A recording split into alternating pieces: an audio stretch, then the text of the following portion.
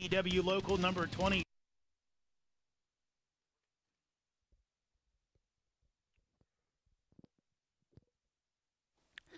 One, two, three, 4, 5, 6, 7, 8, 9, 10.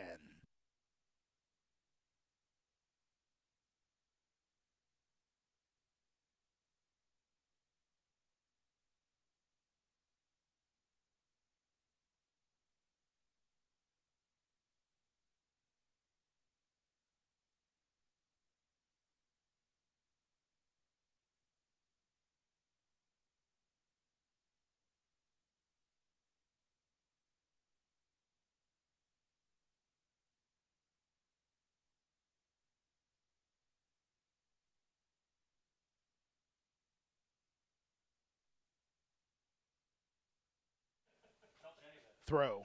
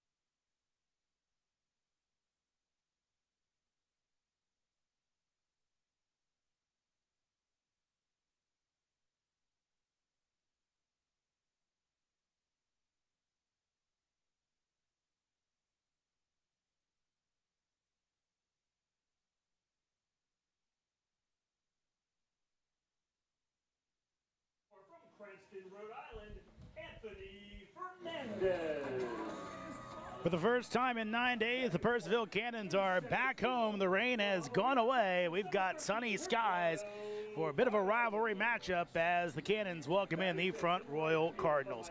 Howdy, baseball fans. Jeremy Huber here with you. Cannons uneven so far on the season, though some new additions to the lineup Brett Fuller hoping can turn things around for his squad as they're in the bottom half of the North standings. Of course, on the other side of things, Front Royal got off to a red-hot start, but have cooled off significantly. They've lost 4 in a row, and former Cannons coach and current manager for Front Royal, Mike Smith, hoping that today is the day his team can get it going, though, as he told me before the game, always tough to play the Cannons here at Fireman's Field. Purcellville with a loss last night. They went over the mountain to Winchester, fell 10-4. Front Royal, they lost one to Woodstock last night in a score of 6-1.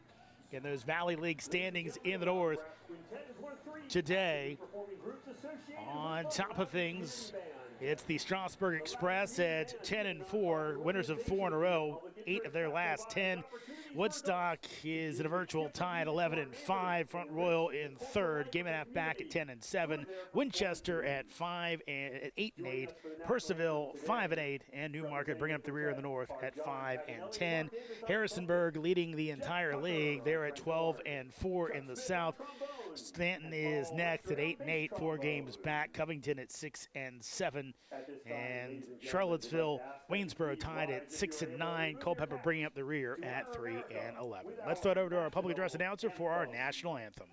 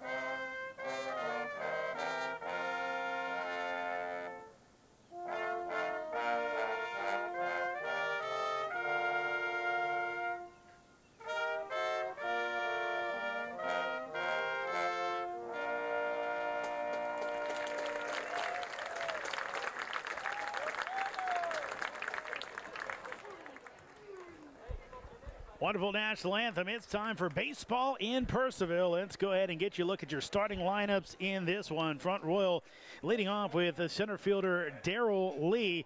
He'll be followed up with the Valley League home run leader, catcher John Embry batting second.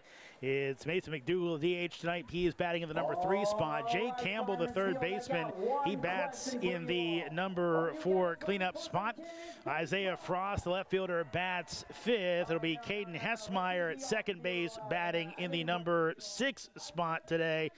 Austin Lafferty making his season debut, one of Mike Smith's former players in Winchester. He's in right field and batting 7th. Sway Figueroa at first base and batting 8th. And Perrin Bland is the shortstop, batting 9th. That's Lee, Embry, McDougal, Campbell, Frost, Hessmeyer, Lafferty, Figueroa, and Bland.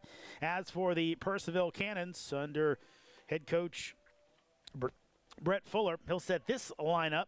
In left field, it'll be Ethan Acevedo leading the team in hitting so far this year. Gerardo Prado in center field. Blake Brookins is in right. Thomas Marsala at first base. Carlos Sanchez is at second base. Corey Valentin, your shortstop tonight. Rex Smith, he's at third base. Mark Hirsch behind the plate. And on the mound, it's Corey Costello, a second-year Cannon. Costello looking for a good outing tonight. On the season, Corey has made 2 appearances, both starts for the Cannons, 8 1/3 innings pitched. Costello's allowed 5 hits, 6 runs, just 2 of those earned. 7 walks, 15 strikeouts for Costello, third on the team behind Hensley and Quintana. Costello on the year has no record, pitching to a 2.16 ERA. Of course, Corey already well-traveled in his career. As Costello, James Madison, previously before that at East Carolina. This year for JMU, made 16 appearances, just 1 start. 21 2/3 innings pitched, 7.06 ERA, 0-2 record, 23 walks, 26 strikeouts. Opponents hit .256 against him. As Costello experimenting with a couple of pitches this year. Nice little gyro spin cutter. And kind of replaced his sweeping slider. Also throws the 4-seam fastball, changeup, and a curveball. Costello improving that strikeout to walk ratio here in the Valley so far this year. We'll see if he can keep doing it tonight as the Cannons look for a victory over the Front Royal Cardinals. Darrell Lee will stand in. We're so glad to have you along tonight here at Fireman's Field. It's cooled off a little bit from the heat of the earlier part of the day. As Costello comes set, works out of the stretch. And he will deliver to Lee, who will foul it back. 7:02 first pitch here in Purcellville. First pitch time was 7:02, and your game time temp is 86 degrees. Again, it has been a while since the Cannons have been back. I believe on the year, have had 5 home games rained out. 0-1 swung on and missed for strike 2.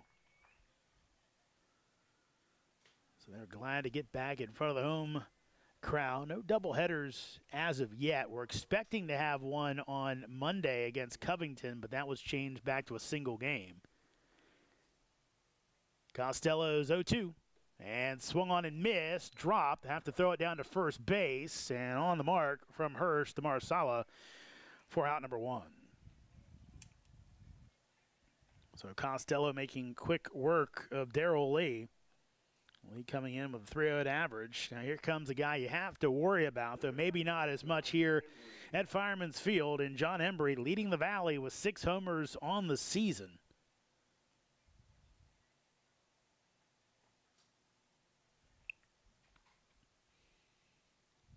Here's the pitch as Embry takes a strike.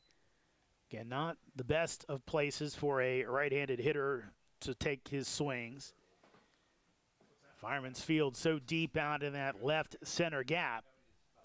Takes a big-time shot to get one out there as he'll swing and miss for strike 2. Not too bad down the line. 318 down that left field line.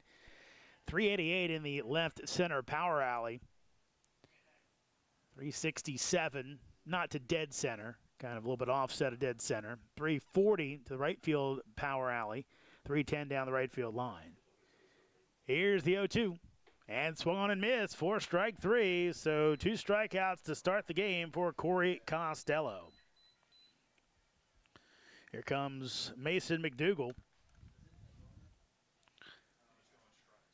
McDougal, the DH tonight. McDougal out of Florida Gulf Coast University. Dunk City, if you will. It's tough for a Georgetown fan like me to say, as that's a breaking ball in for a strike. It's one of the biggest upsets in the history of the NCAA tournament.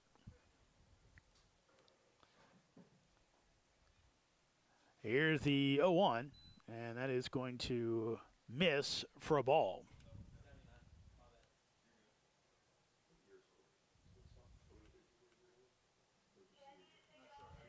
McDougal hitting 167 on the year, only in his 3rd game. Long hold, and here's the pitch as it'll be hit the other way. Could be trouble, but coming in as Acevedo fights off the sun and makes the catch for the third out of the inning. So the Cardinals go 1-2-3 in the top of the first. Come on back for more here from Fireman's Field.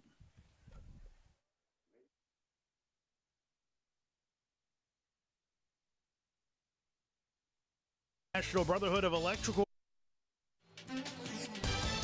The Purcellville Cannons would like to thank their sponsors for the 2025 season.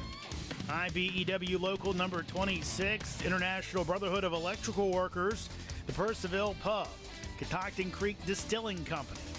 Cannons Baseball is also brought to you by Ridge Performance and Training, Lava Technology Services, Valley Drilling, Valley Energy, Savage Pest Control, Affinity & Company Luxury Hair Lounge, Carrington Homes, Continental Cars, Watermark Woods, DCF Contracting, United Plumbing and Piping LLC, Case Co, Flowers Risk Group, Loughton Construction, Fairfax Coin and Collectibles Exchange, West Trail Wellness and Massage, Norbo Dental, Loudon Lumber, Loudon Valley Floors, Hartley Home Exteriors, Altus Consulting, Shenandoah Sluggers Baseball Club, Keeping It Real Real Estate Team, Shanti Aesthetics, Morningside House, South Fork Dentistry. Thank you to all of the Cannons 2025 sponsors. Welcome back to Fireman's Field. 1-2-3 inning for Corey Costello in the top of the first inning. Cannons offense will go to work. Brett Fuller's lineup tonight looks like this. Ethan Acevedo in left field and batting first. Carlos Sanchez batting second. Anthony Fernandez DHing and batting third. Gerardo Prado is your cleanup hitter. Blake Brookins is in the number 5 spot. Thomas Marsala is batting in the number 6 hole. It'll be Rex Smith batting 7th. Mark Hirsch is batting 8th. And Corey Valentine is your number 9 hitter. In the field for Front Royal, it's Isaiah Frost in left. Darrell Lee in center, Austin Lafferty in right. Sway Figueroa is at first base. Caden Hessmeyer is at second. Perrin Bland is your shortstop. Jay Campbell at third. John Embry is behind the plate. And Trevor Nicholas is on the hill as he delivers for strike one.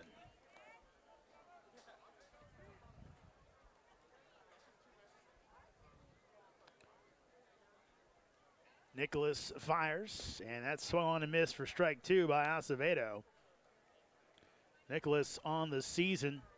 Pair of starts, 11 innings pitched. He's got a 0.00 ERA, so he's been very good on the hill. And 3-pitch strikeout for Acevedo. Throw down to first base and making the catch and staying on the bag is Figueroa for out number 1.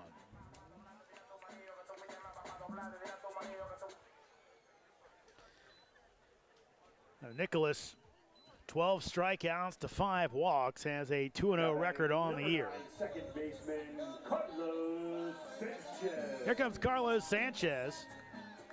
Sanchez out of Florida Southwestern State. He will take high for a ball. Cannons have had some good ones out of that school before.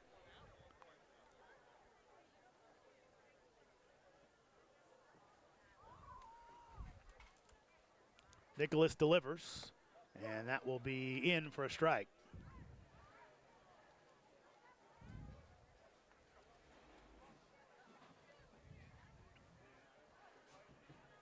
Nicholas out of Naples, Florida. Here's the 1-1, and that is in for strike two.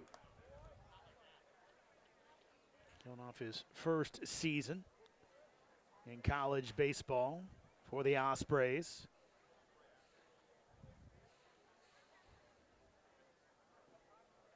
Here's the 1-2, and that it's going to be hit the other way, but Figueroa stays back and steps on the bag for the second out of the inning.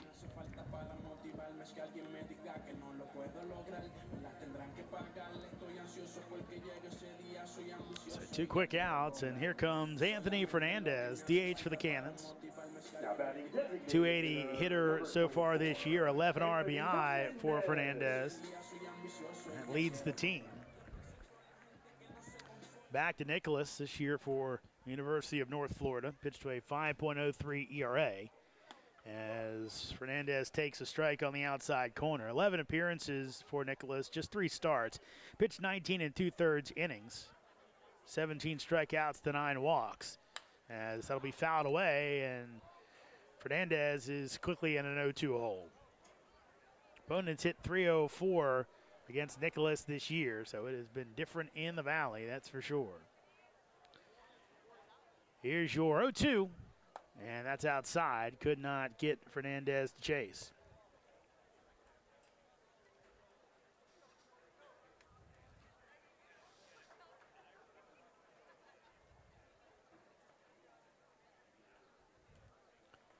Here's the 1-2. That'll be hit foul down the first base line.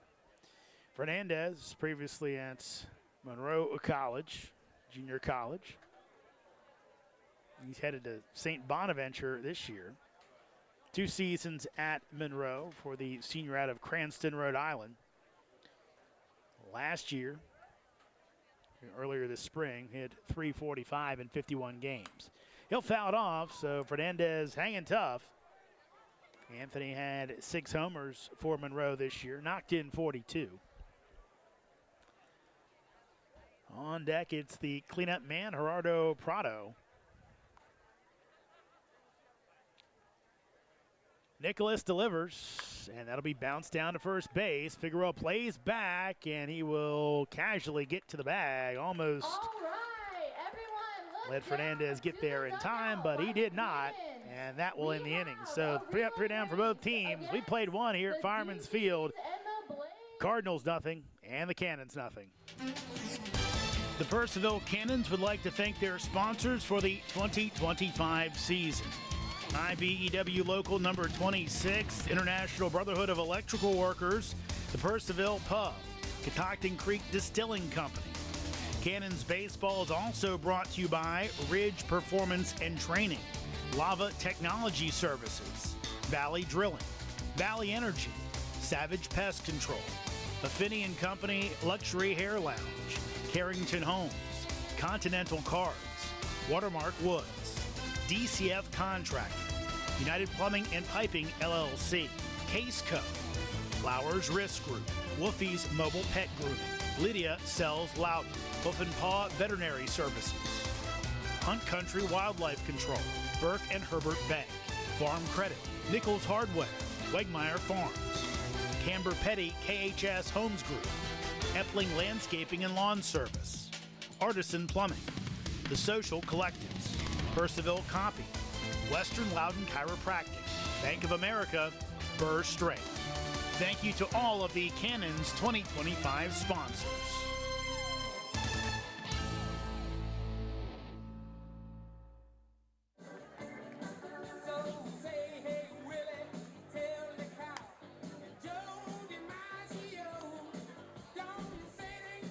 No score here in the top of the second inning. Jay Campbell, Isaiah Frost, and Caden Hessmeyer, your scheduled batters for the Cardinals, as we'll get the leading off the top of the second for the Cardinals, in-between innings contestants off the field. Good crowd here tonight at Fireman's Field.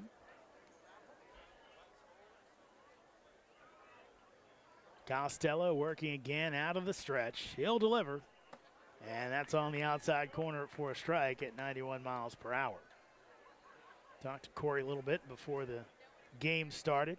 He and I went to the same high school just down the road in Leesburg. Of course, we went almost 20, 25 years apart, as that's going to be in for a strike. Count goes to 0-2.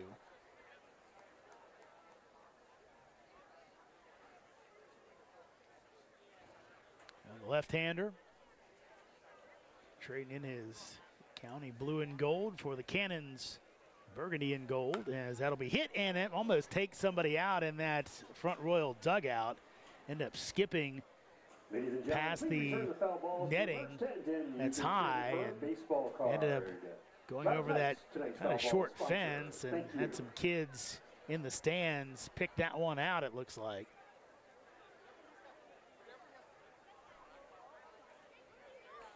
So 0-2 count. Here's the pitch. That'll miss way outside. Looks like Costello going for the chase, and he shakes his head. Did not like the location of that one. So 1-2 count as Frost is on deck.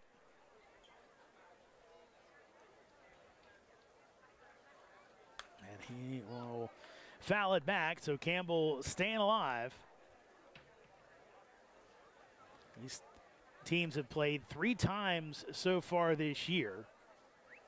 3 Front Royal wins, all down in the valley. First 2 walk-off variety. Last one, Front Royal took a 6-1 victory. That'll miss outside, so count goes to 2-2.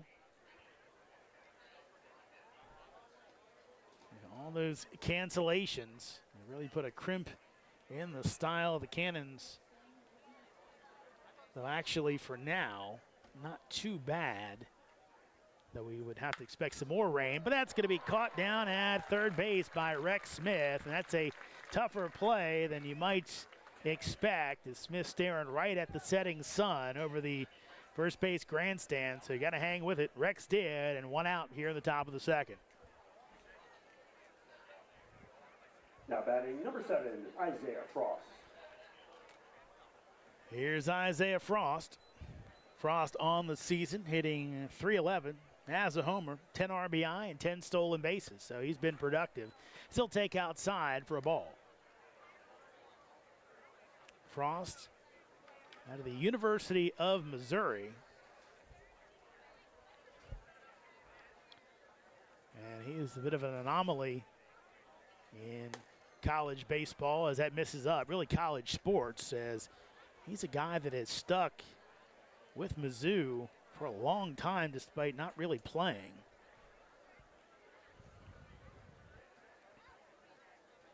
Frost out of Lee's Summit, Missouri. That'll miss outside. Count goes to 3-0. No score here in the top of the second inning as the Cannons and Cardinals renewing acquaintances for the first time here in Purcellville this year. Here, Frost played in 15 games this year for the Tigers, .214 average.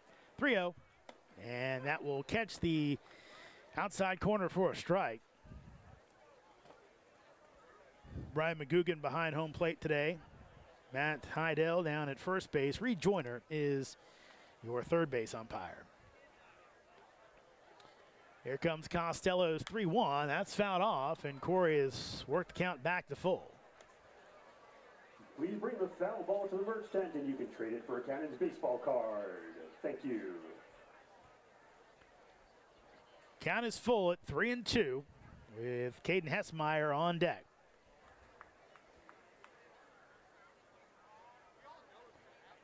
Bearded lefty will deliver and goes up the ladder. A swing and a miss by Frost for out number 2. Third strikeout of the ball game for Corey Costello as Caden Hessmeyer will come to the dish. Number 26, Caden Hessmeyer. So we might be looking at a pitcher's duel today. Costello came in as the Cannons ace this season as Hessmeyer stands in. Nicholas has pretty much been that guy this year.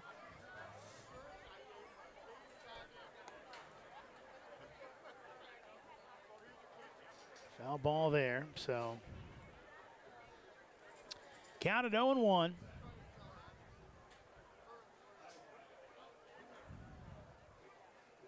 Here's the pitch. That will miss inside as Hessmeyer backs away.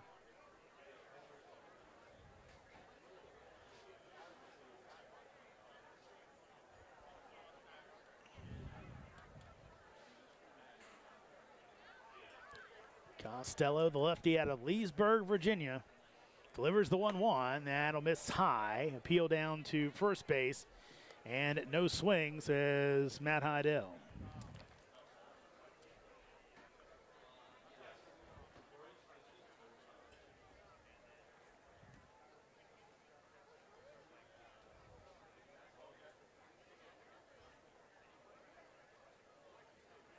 Comes the 2-1 from Costello. Breaking balls in for a strike. Count goes to 2-2. No score here in the top of the second inning. Cardinals and Cannons here in Purcellville.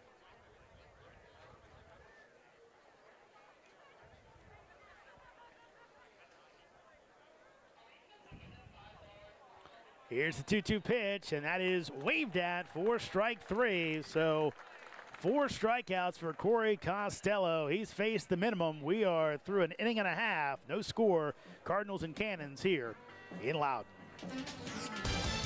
The Purcellville Cannons would like to thank their sponsors for the 2025 season. IBEW Local Number 26, International Brotherhood of Electrical Workers, the Purcellville Pub, Catoctin Creek Distilling Company. Cannons Baseball is also brought to you by Ridge Performance and Training, Lava Technology Services, Valley Drilling, Valley Energy, Savage Pest Control, Affinity and Company Luxury Hair Lounge, Carrington Homes, Continental Cars, Watermark Woods, DCF Contracting, United Plumbing and Piping LLC, Case Co, Flowers Risk Group, Loughton Construction, Fairfax Coin and Collectibles Exchange, West Trail Wellness and Massage, Norbo Dental, Loudon Lumber, Loudon Valley Floors, Hartley Home Exteriors, Altus Consulting, Shenandoah Sluggers Baseball Club, Keeping It Real Real Estate Team, Shanti Aesthetics, Morningside House, South Fork Dentistry. Thank you to all of the Cannons 2025 sponsors.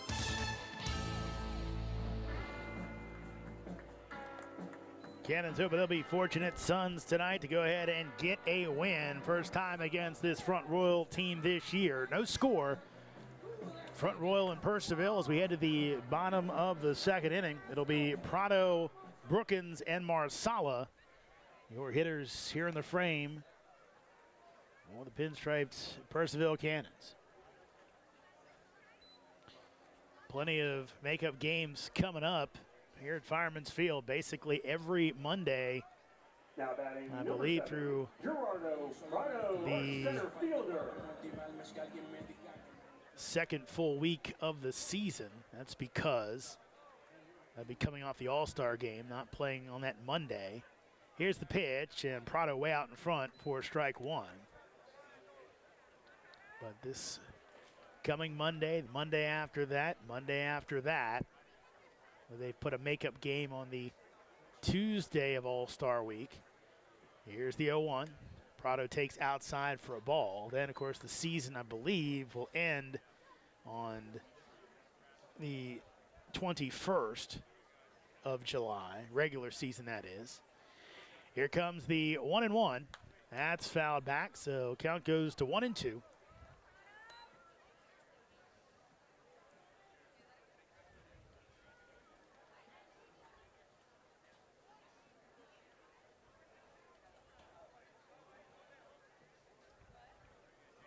Here's the pitch, and that is going to miss as Embry thought that was strike 3. He was ready to huck it down to Campbell at third base, but Brian McGugan thought differently. Here's your 2-2, and that'll be ripped in between third and short for the first base hit of the ball game. First base run of the ball game is Gerardo Prado with a leadoff single here in the bottom of the second inning.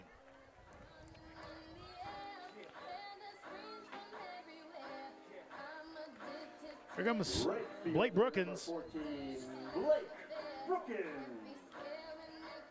Brookins recently joined the Cannons. Good start to the season. He's 2 for 6 out of the University of Florida. Here's the pitch, and that is in for a strike. Brookins has seen minimal playing time for the Gators, but anytime you have an SEC player in your lineup, you gotta like it. And Breckenridge Fuller certainly do. Here's the 0-1, as that will miss outside for a ball.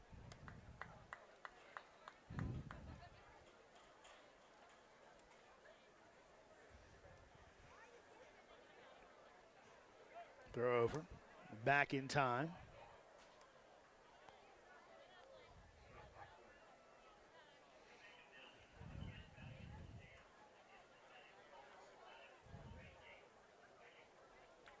Brookins will take outside for ball 2.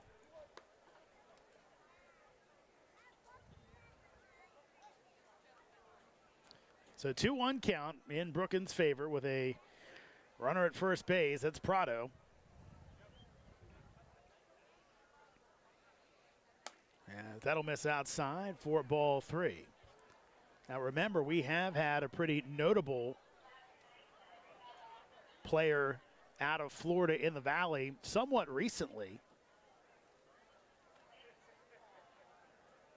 Top 5 pick in the 2023 draft, Wyatt Langford played in the Valley as it'll be popped up and going over and making the catch from center field is Lee for out number 1.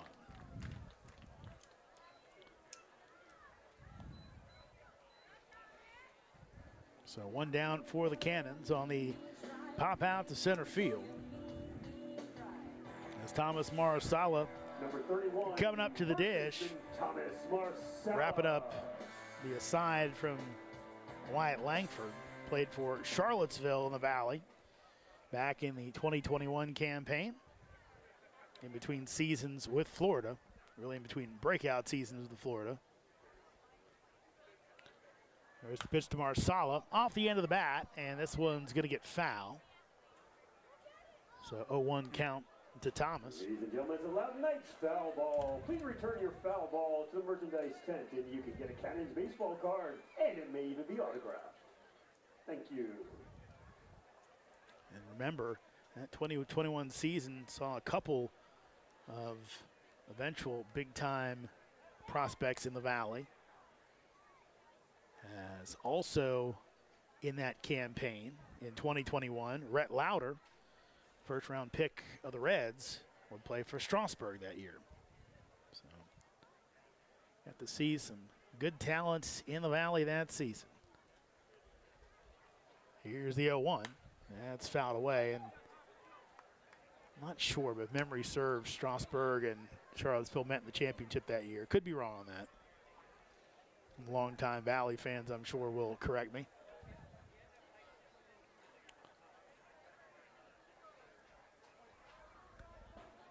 So 0-2 pitch coming up, no score. Prado the runner at first for the Cannons. He goes and swing and a miss, throw down, and Prado is going to be in there as the throw hopped over the glove of Bland. So a steal for Prado. And the second out of the inning on the strikeout by Marsala.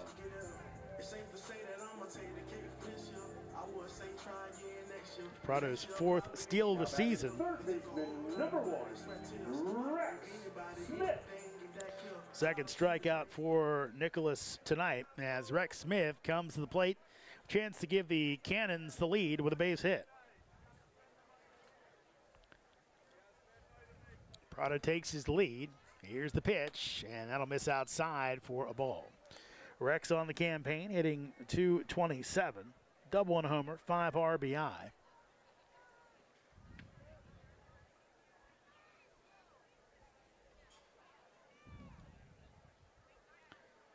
Smith takes low for a ball,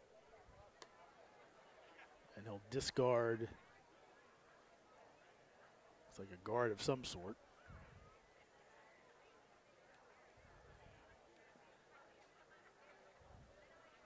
Smith headed to VCU in the fall.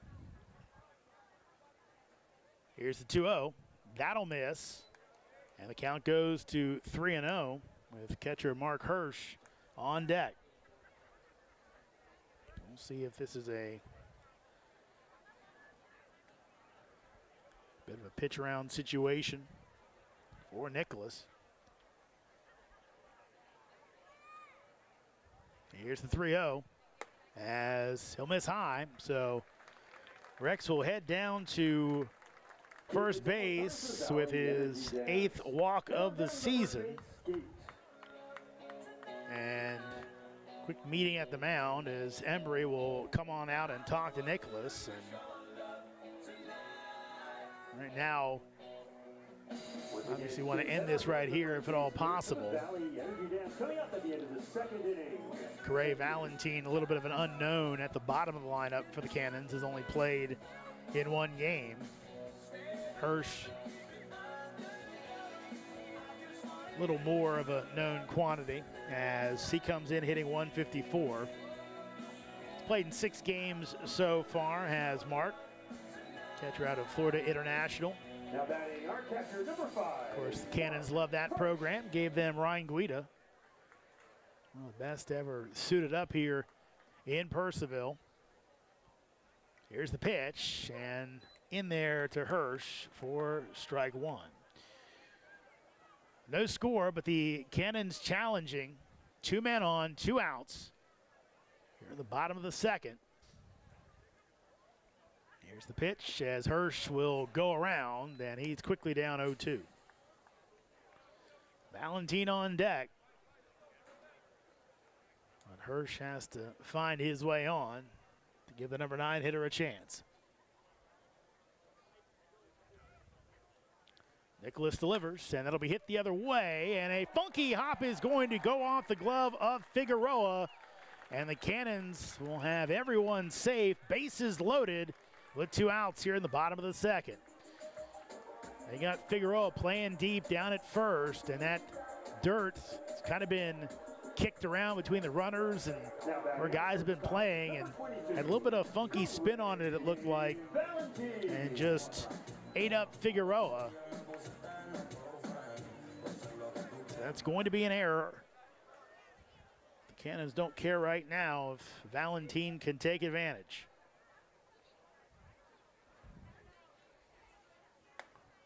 This is inside. So it's Prado down at third base. Smith at second, reached on the walk. Hirsch on via the error at first. Valentine looking for his first Cannons hit in a big spot. He will foul this one off. Count goes to 1-1. We bring the foul ball to the merchandise tent. The Loudon Knights and the Cannons, thank you. Count even at 1-1. No score here. Cannons trying to break the ice. Nice night for baseball. 1-1 pitch. That's low for ball 2.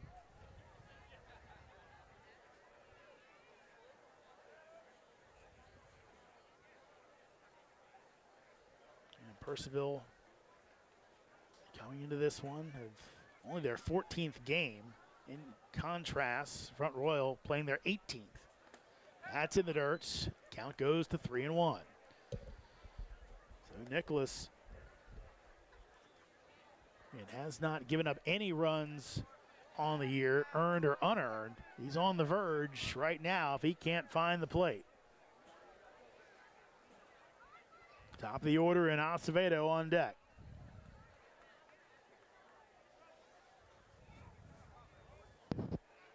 Valentine ready.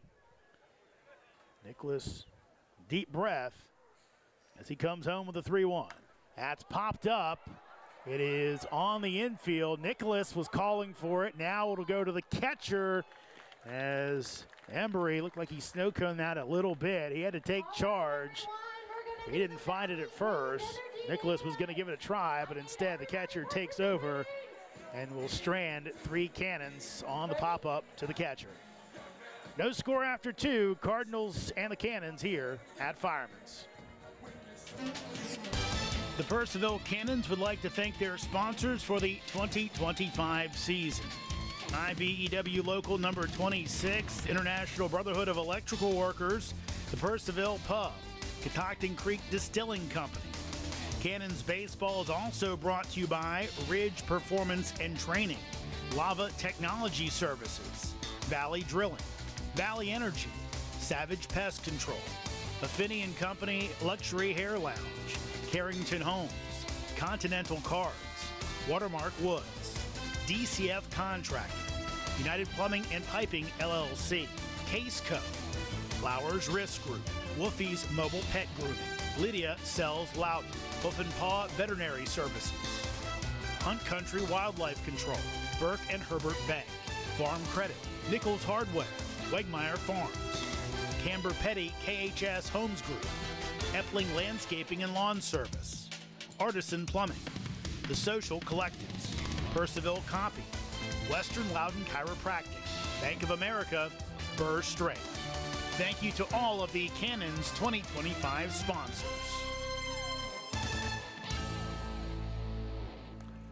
No score, top of the third inning, Cardinals and the Cannons.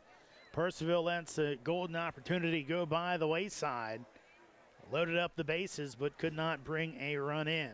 Corey Costello on the hill for the Cannons. He's faced the minimum so far. You'll see the bottom three of the order: Austin Lafferty, Sway Figueroa, and Perrin Bland. Ladies and gentlemen, don't miss out. Get As we mentioned before, cards at the merchandise tent before they run out. Get the full set or a pack of 8 cards. Austin Lafferty, you'll get one of the 50 autograph cards added to previously played for Mike Smith, who led the Winchester Royals for the last few years. He makes his leading off the top of the third inning for the Cardinals, number 5, Austin Valley Lafferty. Debut tonight. Last year for the Cannons, for the Royals, I should say, Lafferty hit .333 over 31 games as Costello misses outside for a ball. So good chance these two might have seen each other last year. Lafferty at Akron. Costello most recently at James Madison. Lafferty last year as he takes inside for a ball. Pair of homers, 32 RBI. 24 strikeouts, 20 walks.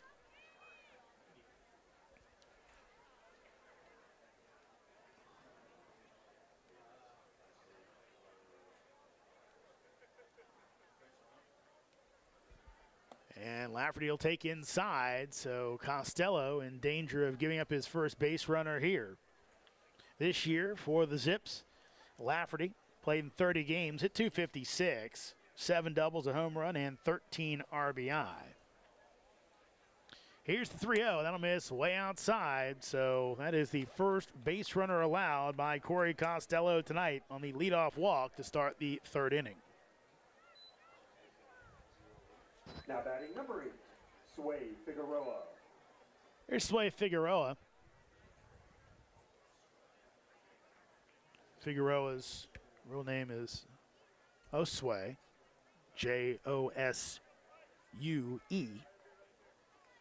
As Figueroa fouling off, but goes by Sway. That is a Loud Night sponsored foul ball. And good chance that Figueroa for your Cannons baseball card. Thank you. Good chance that it's kind of between being a nickname, as that'll be in there for strike 2. May just be a cut it off at the pass situation where he goes by Sway anyway, probably among his friends, and figures, well, people might not get Josue right, but Sway makes it easy. Here's the 0-2, and he will swing over top of that breaking ball for strike 3. So Costello comes back after the leadoff walk to strike out Figueroa. That's his 5th K of the game, all swinging. That's the first out here in the top of the third. Here's Perrin Bland. Bland comes in hitting .188. Pair of RBI on the season. Bland out of Troy University, as that will miss up. Of course, plenty of Division I universities in Alabama.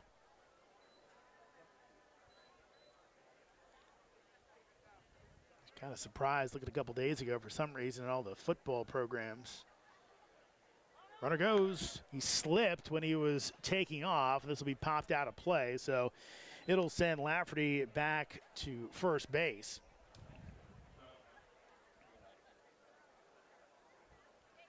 Lafferty last year stole 3 bases for Winchester. He also stole 3 for Akron this season and last season. 1-1. That is just going to miss. That's a long look there for Brian McGugan, but he said it does not hit the zone. So 2-1 count, no score. Cardinals and Cannons here in the top of the third inning. Runner goes. That's popped up. Might be in play, but it is not. And it's going to bounce, and Again, ladies and gentlemen, please bring That's the right. foul balls to the merch tent. Normally, where that hit is Baseball card. And where a lot of people line up one of the to cards that's been get to the autographed by concession Cannons stand, so player. looks like Thank you. it landed safely. And a stampede of kids going after that one.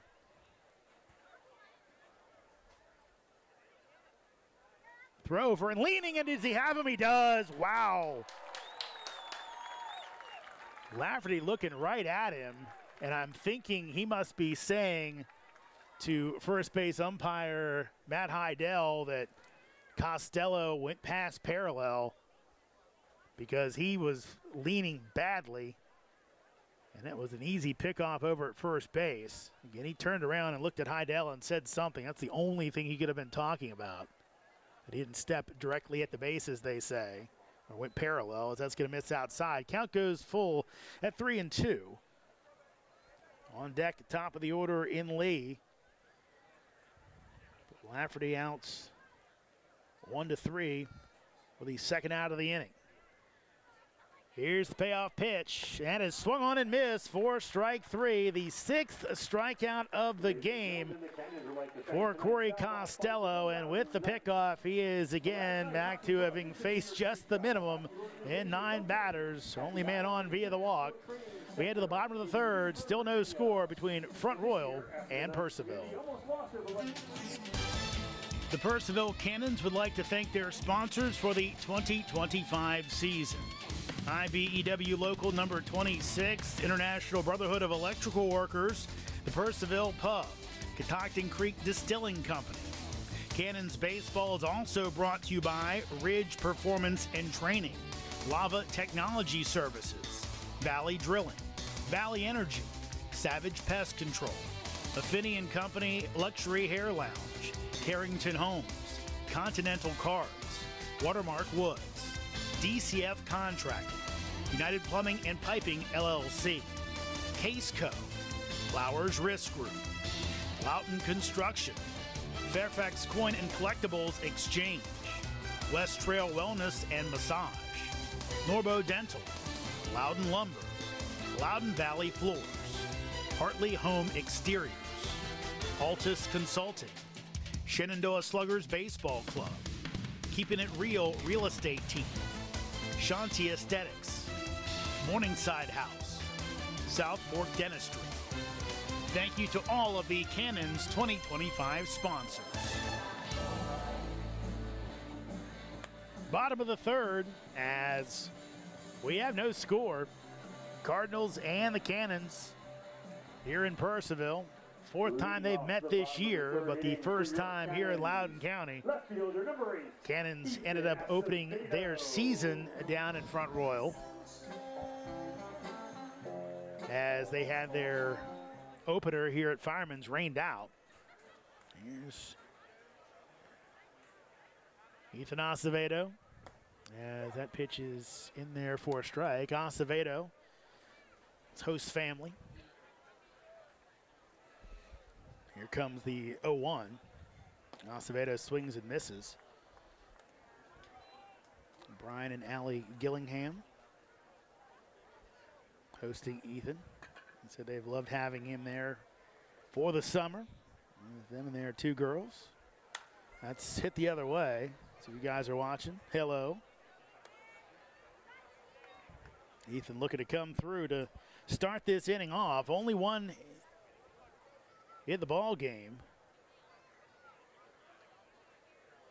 As that's going the other way, but playable for Frost as that's outs number 1.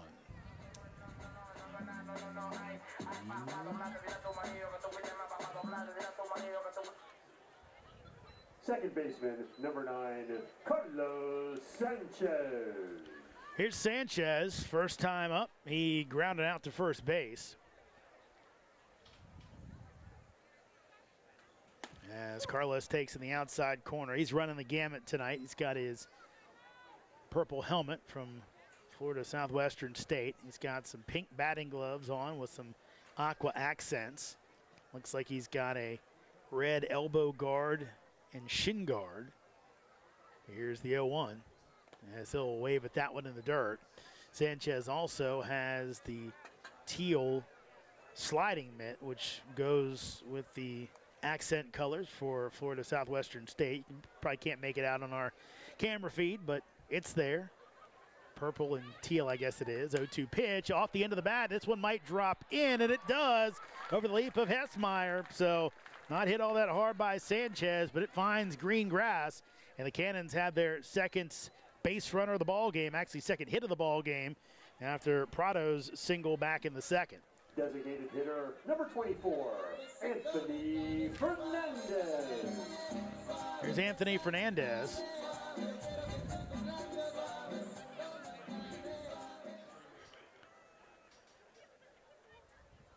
Fernandez, first time up, he grounded out to first as well. Runner goes, this is hit out to center field. Going back and making the catch is Lee in the gap. Nice jump by Darrell to track that one down as Sanchez trots back to first base. That one had fallen in. Cannons probably have their first run of the ball game with Sanchez being on the run. Instead, Fernandez with a long, loud out. Now batting center fielder number 7, Gerardo Prado. Here's Gerardo Prado. Prado had the Cannons' first hit of the ball game. A single through the hole on the left side of the infield.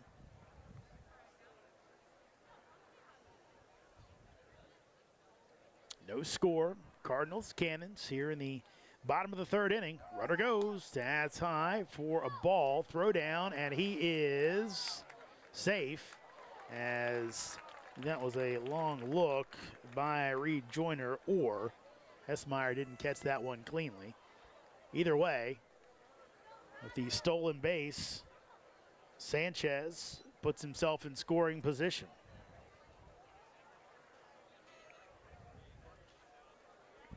So Prado with a shot at his 4th RBI of the season.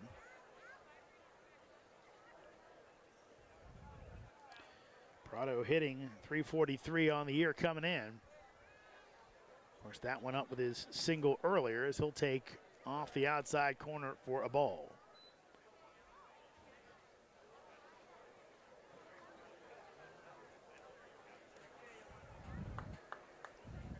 One game already done in the Valley tonight. Charlottesville with a win over Culpeper, 5-2. He started at 4. As that's a big swing and a miss by Prado for strike 1. Prado kind of looking at his bat, almost as if he needed a little more pine tar on there. But he'll step back in.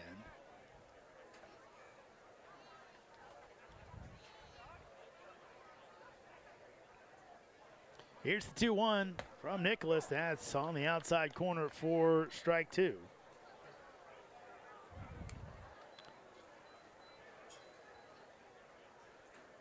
So 2-2 count.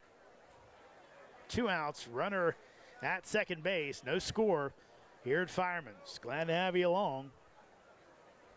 Brookins on deck. Here's the pitch, and that is swung on and missed for strike 3.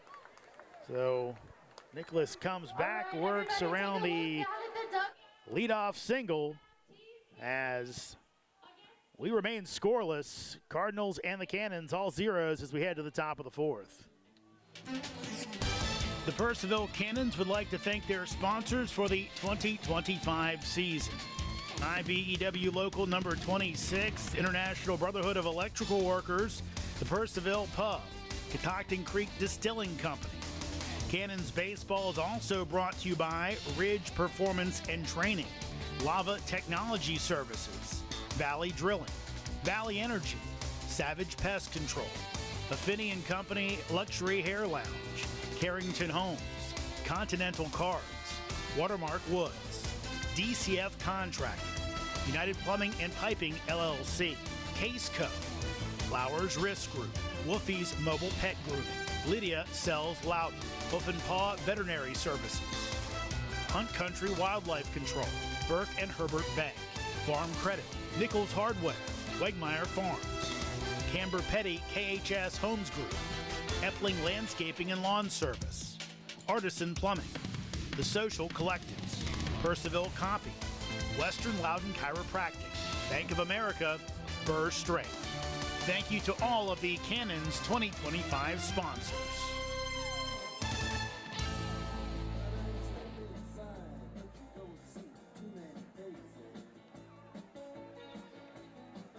Top of the fourth inning, no score between Front Royal and Purcellville as Corey Costello out for another inning on the hill. Costello has faced the minimum. His only base runner was Austin Lafferty, who drew a walk to start the third, but Costello picked him off first base. We mentioned the one final so far in the Valley. In your other North action, Woodstock, who beat Front Royal last night with an 8-3 lead on Strasburg, top of the sixth. Top of the order, Darrell Lee. Costello delivers. That's going to miss outside for a ball. And that's a battle of the top two teams in the Valley North. Woodstock in second, Strasburg in first. And the River Bandits right now with that 8-3 lead in the sixth. Swung on and missed for strike two. Your other Valley North game just underway. Winchester and Newmarket.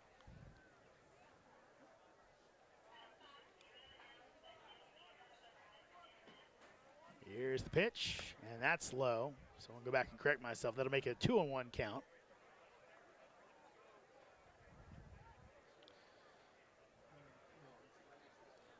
Costello getting his new ball.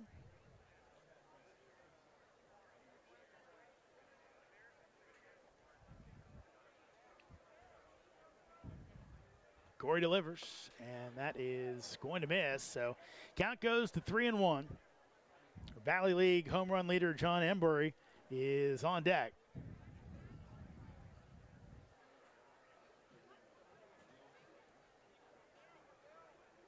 Costello delivers, and that'll be hit down the first base line. Foul ball.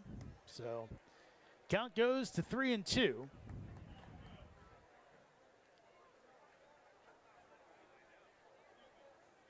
As Lee with a quick conversation about something with Brian McGugan behind the plate. 3-2. That is fouled away, so Lee stays alive.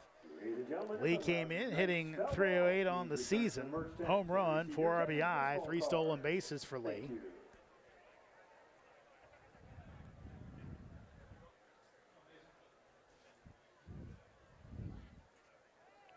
Costello, deep breath, payoff pitch, and that will miss. So Costello walks his second batter. Still yet to give up a hit, but his second straight leadoff walk. We're in the top of the fourth in a scoreless matchup between Purcellville and Front Royal. Here's John Embury. Leads the league coming into the day with 6 home runs. That swung on and missed for strike one. Costello made quick work of Embury in the opening inning, struck him out. A catcher out of Florida Gulf Coast. Long hold by Costello. He delivers, and that is in for strike two. Embury out of Port Charlotte, Florida, which I believe is where the Tampa Bay Rays train. And Brian McGugan calling timeout, making sure that Embury's ready before Costello goes into his windup. Throw over, and Lee back in plenty of time. This year for Florida Gulf Coast, Embury in his freshman season played in 27 games, hit .275, 6 homers, 23 RBI. Did strike out 33 times, so he's prone to the strikeout, but when he gets a hold of it, he can do some damage. 0-2 count, and that is inside as Embury spins out of the way of it. Count goes to 1-2.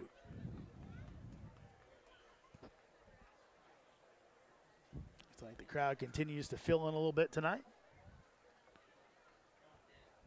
Everybody's activities wrapping up. Runner goes. Breaking ball is in there for a strike. Embry doesn't like it, but Lee will go down on the low pitch. Embry, I think, saying to himself, well, how can it be a strike if he had to dig it out of the dirt? But so the first strikeout looking for Costello, but it comes with a stolen base by Lee, who puts himself in scoring position. 7th strikeout of the night for Corey Costello, but gonna watch himself. A base hit here will have him on the other side of the decision. Runner goes again, and this is going to be outside, and Lee will steal a base on Costello. Cannons not holding the man on, and right now Front Royal can take the lead with a bevy of plays, including a sac fly or a ground ball to the right side. Like the whole Cannons team fell asleep there. 1-0, that's low. And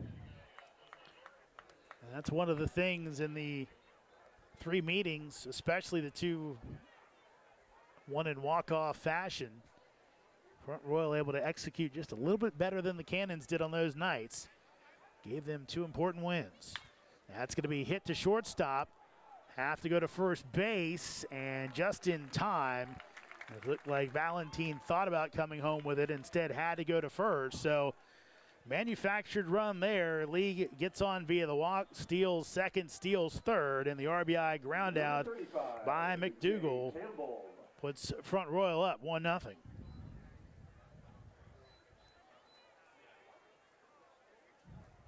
McDougal retired 6-3. Bases are clear for Jay Campbell. Costello misses way outside.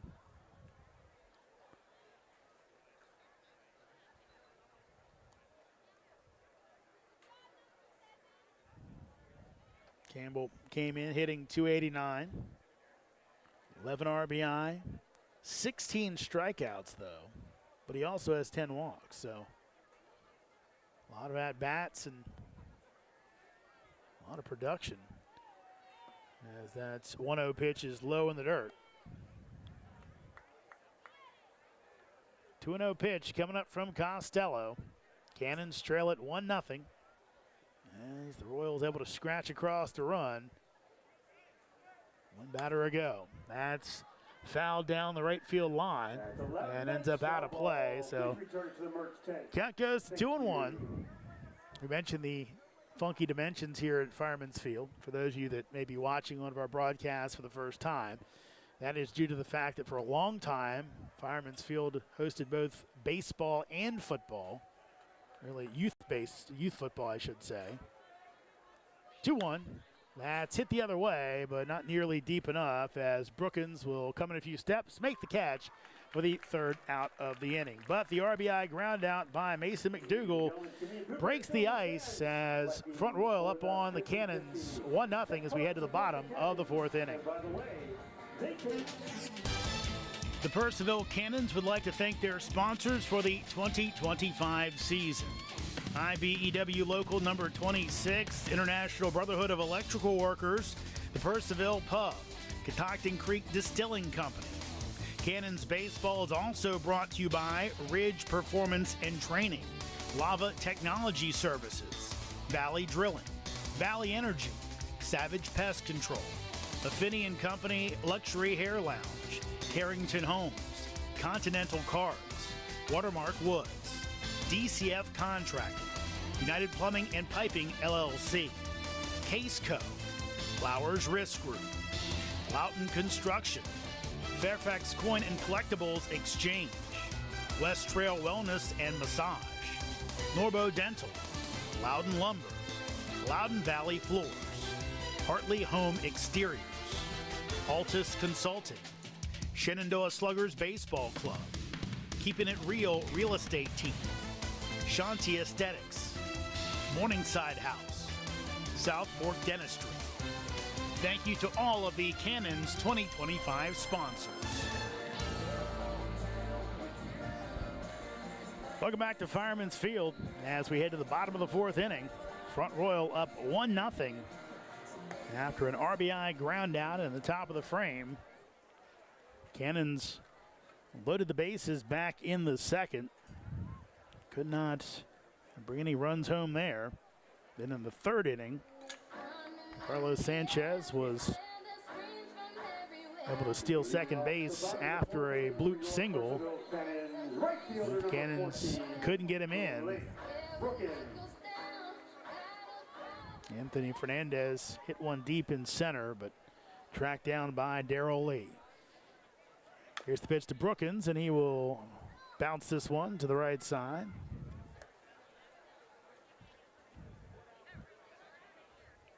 Cannons, good crowd tonight, and all the local all-star teams here. Here's the 0-1. That's hit out to right field, but did not get enough of it. And going back is the second baseman, Hessmeyer, to make the catch for out number 1.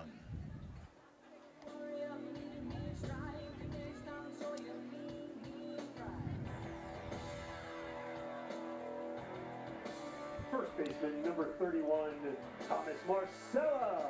So Marcella steps in. Marcella out of Monroe, Louisiana. 6'4", 204-pounder.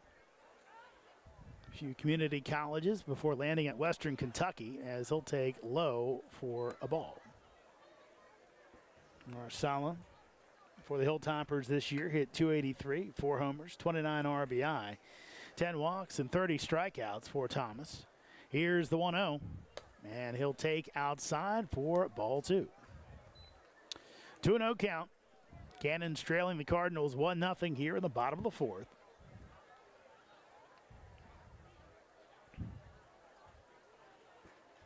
Here's the pitch, and that will catch the knees on the inside corner for a strike.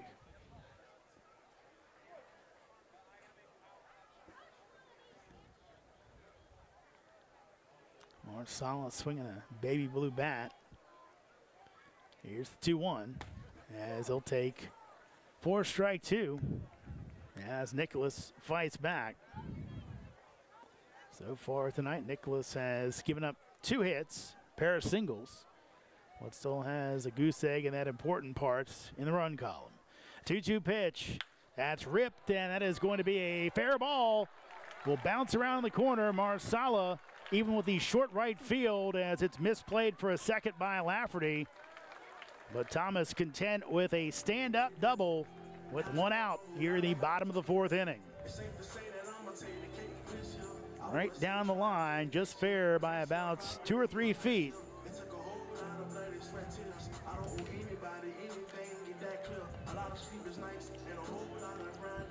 So the Cannons again have a runner in scoring position. Had 2 back in the second, 1 in the third. Can they push a run across here? Rex Smith at the plate. He'll take off his foot, maybe his knee.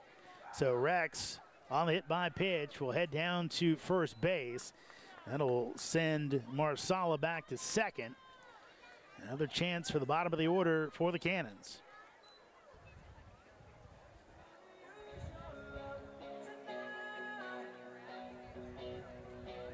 Now batting catcher number 1. Here's Mark Hirsch.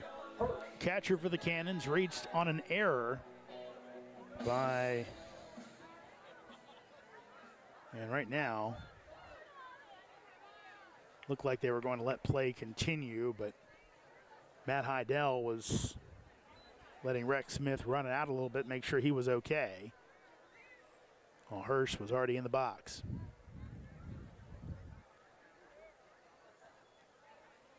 Nicholas, long look at second base. Here's the pitch.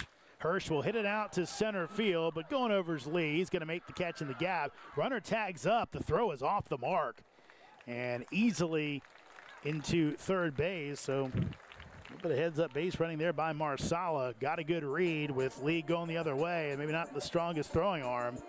Remember, these teams, this is their 4th meeting this year.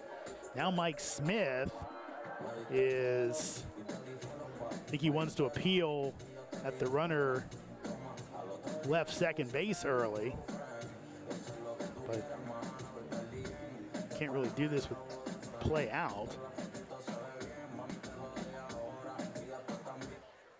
So the umpires are going to go back to their spots, and I don't know if they're actually going to do Number 22, shortstop, Corey Valentine. That was a long talk. Both umpires coming over to talk to Mike Smith about the runner leaving early, but so it looks like they're going to play on as Valentine steps in with runners on the corners. High bouncer to third base. They'll go the short way to second, and they will get Hirsch for the third out of the inning. Excuse me, get Smith for the third out of the inning. So again, Nicholas works through trouble. Well, he played 4 here at Fireman's. Cardinals 1, Cannons nothing. The Purcellville Cannons would like to thank their sponsors for the 2025 season. IBEW Local Number 26, International Brotherhood of Electrical Workers, the Purcellville Pub, Catoctin Creek Distilling Company. Cannons Baseball is also brought to you by Ridge Performance and Training, Lava Technology Services, Valley Drilling, Valley Energy, Savage Pest Control, Affinity & Company Luxury Hair Lounge, Carrington Homes, Continental Cards, Watermark Woods, DCF Contracting, United Plumbing and Piping LLC, Case Co, Flowers Risk Group, Wolfie's Mobile Pet Grooming, Lydia Sells Loudon, Hoof and Paw Veterinary Services, Hunt Country Wildlife Control, Burke and Herbert Bank, Farm Credit, Nichols Hardware, Wegmeyer Farms, Camber Petty KHS Homes Group, Epling Landscaping and Lawn Service, Artisan Plumbing, The Social Collectives, Purcellville Copy, Western Loudon Chiropractic, Bank of America, Burr Strait. Thank you to all of the Cannons 2025 sponsors. Lose control of body and soul. Welcome back to Fireman's Field. 1-0 lead for Front Royal as we hit the top of the 5th inning. Corey Costello on for another inning of work. If Corey finishes out this inning, it'll be his longest outing of the season, the Valley season, I should say. As so far in his 2 appearances, both against Front Royals, this is his 3rd matchup against the Cardinals. Costello in the opener back on May 31st went 4 1/3, allowed 4 runs, only 1 earned that night. On June 7th against Front Royal, he went 4 innings, allowed 2 runs, 1 earned. Did allow 4 hits, but he struck out 9. So Corey has done pretty well in the strikeout column against this Front Royal team this year. Coming in to the day, he had 15 strikeouts against them. So far in this one, he's got 7. Here's Isaiah Frost, who will hit one the other way, but it's well foul. As the kids go chasing another foul ball.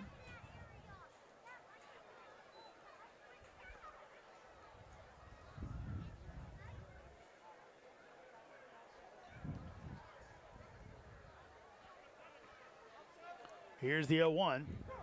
That is in for strike 2. Frost first time up, a strikeout victim. Hessmeyer's on deck as the Cardinals try to add on to their 1-0 lead. Picked up the lone tally last inning as Costello steps off. Manufactured run as Darrell Lee, center fielder who's showed off the mitt well tonight, as looks like we're going to have a pitch clock violation. Costello, it's going to be now a 1-2 count on that pitch clock violation. So Costello now trying to make sure he's on the same page with the umpires. Here's the 1-2. That is going to miss. Wow. Looks like a pretty good pitch. But the guy that has to think so, Brian McGugan, did not. So let's see if Costello can come back and get the batter. And he does with a heck of a breaking ball as Frost goes down swinging for the second time tonight.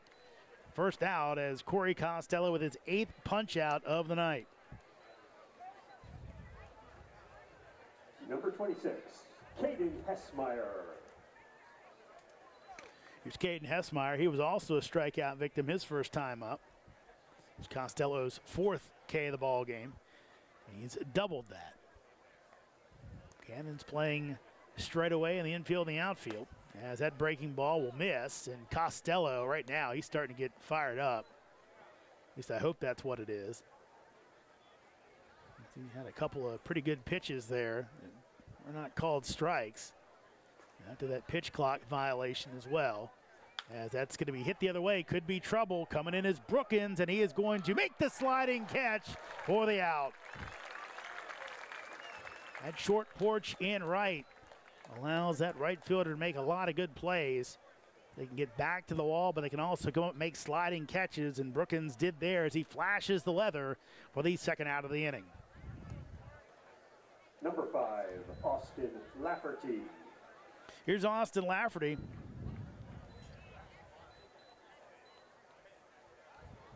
Lafferty drew a walk his first time up, was picked off first base, as he'll take for a ball.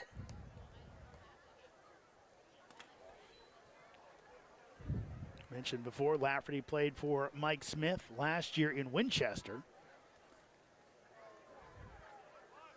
Here's the 1-0.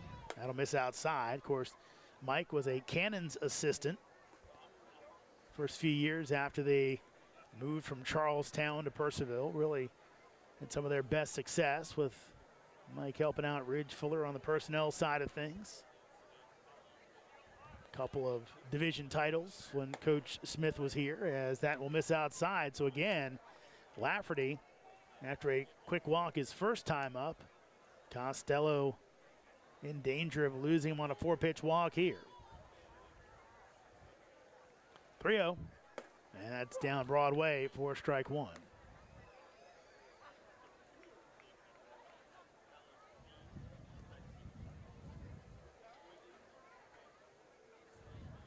On deck is Figueroa. Costello delivers, and he'll miss outside for ball 4. So 3 walks for Costello tonight. Lafferty draws 2 of them.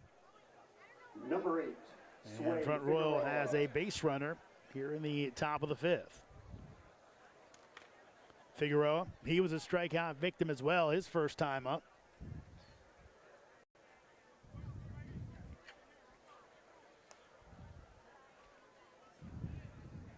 Costello delivers and misses high for a ball. Figueroa out of Florida A&M from Sun Prairie, Wisconsin.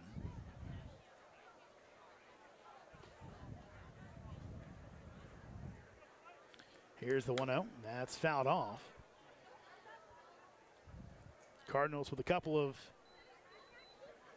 guys from FAMU on this squad with Figueroa and Campbell. One thing, Mike Smith has always had a pretty nice pipeline to some of the schools in the SWAC. As that'll miss inside. Remember, he brought a few really good players from Alabama State here to Purcellville. 2-1 count as Figueroa stands in with Lafferty down at first base after the walk. Here's your 2-1, and that's going to miss inside and get off the glove of Hirsch as Lafferty trots into scoring position. It's one that's got to be caught. Maybe a cross-up, but it'll be a pass ball. And again, Front Royal, despite still not having a hit, has a chance to double their lead. 3-1 count with Bland on deck. And that'll miss. And right now, Costello, after being pretty dialed in throughout this one, is starting to have a fit of wildness as Brett Fuller is going to go out. And we'll see if they make a change here, but Costello, I think, wants to stay in and finish out this inning at least.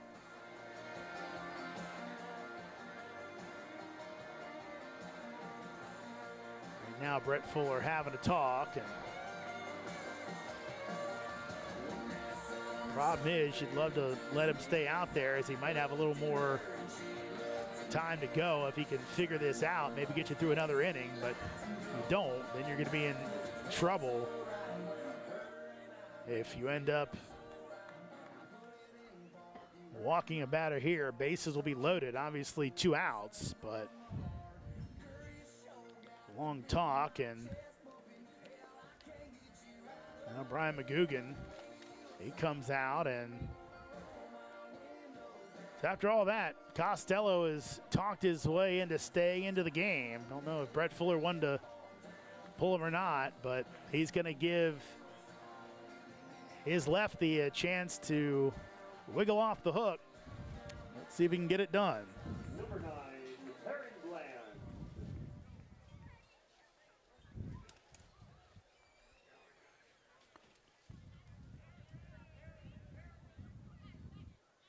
Here's the pitch, and that's going to be fouled away. As Bland, That's a nice foul ball. Once again, we asked if you not happy about that. I think he thought he had a better pitch to hit. Didn't do what he wanted with it.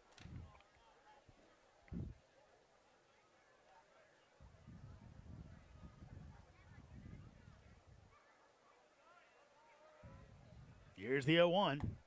That's on the outside corner for strike 2. So after the chat, Costello looks to be dialed back in. Let's see if he can finish off Bland, who he struck out to end the 3rd. Timeout called by Bland, I believe. They're kind of looking at Hirsch. Maybe it was him.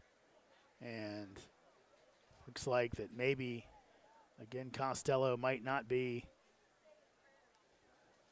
addressing the hitter to McGugan's satisfaction, but whatever it is, not going to call that a visit. Look, he waved it off as he sent Hirsch out there to talk to Costello. And Costello's like, hey, you can tell me yourself what I'm doing wrong. That's fine. Here's Corey's 0-2. That's going to be hit to shortstop. Funky hop, but over to second base in time as Valentin stuck with it and got it to Sanchez to end the inning. Cardinals don't add one on, but they still lead the Cannons 1-0 as we head to the bottom of the 5th inning. The Purcellville Cannons would like to thank their sponsors for the 2025 season. IBEW Local Number 26, International Brotherhood of Electrical Workers, the Purcellville Pub, Catoctin Creek Distilling Company.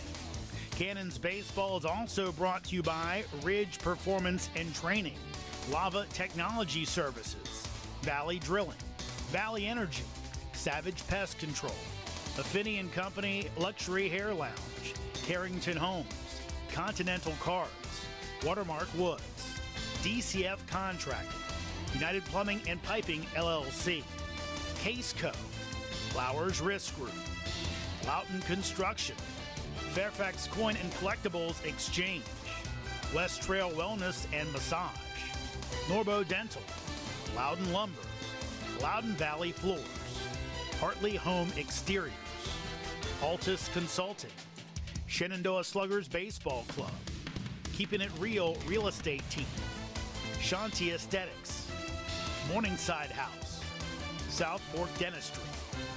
Thank you to all of the Cannons 2025 sponsors.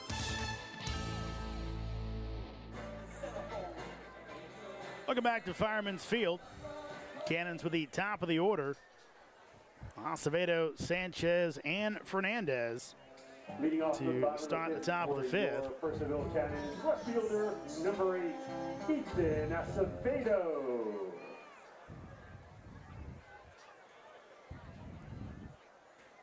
Nicholas still out there. Acevedo tries to put a bunt down. He fouls it off.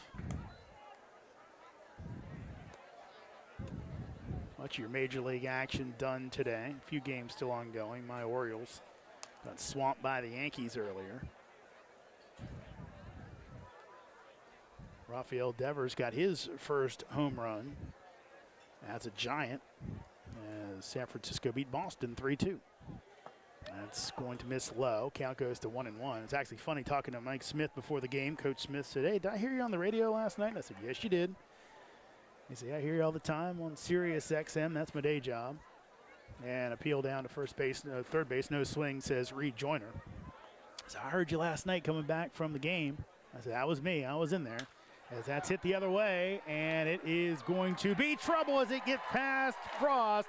That's going to be extra bases. Acevedo going to second base. He's going to try for 3. He's coming in, and he's going to be safe with a stand-up triple as Frost tried to make the heroic play, ends up letting it get by, and the Cannons have a runner on third base with nobody out, down 1-0 here in the bottom of the 5th. So much room to cover out in left field. Frost, if he plays it conservatively, it's probably just a single, but Acevedo hustled out of the box and turned it into 3 bases. Now the Cannons have a pair of chances to put up the first run of the season on Nicholas. That is going to be popped up, but out of play. Please return that foul ball. And that left fielder almost has to be a second center fielder because he has so much ground to cover.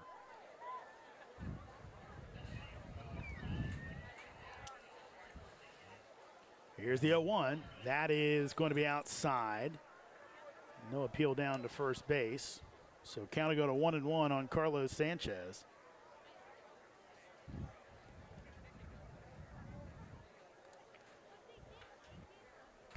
Sanchez right now just trying to get a flying ball or a hard hit ball. Bring that run in from third. He will get it right there as Lee going back. Lee is going to make the catch on the warning track as Acevedo will come in from third base, and we're tied up. Sac fly for Carlos Sanchez, his 3rd RBI of the season, as it's now Cardinals 1, Cannons 1 here in the bottom of the 5th inning.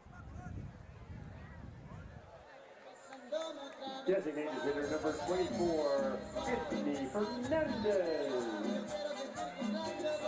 Here comes Anthony Fernandez with the bases empty and 1 out.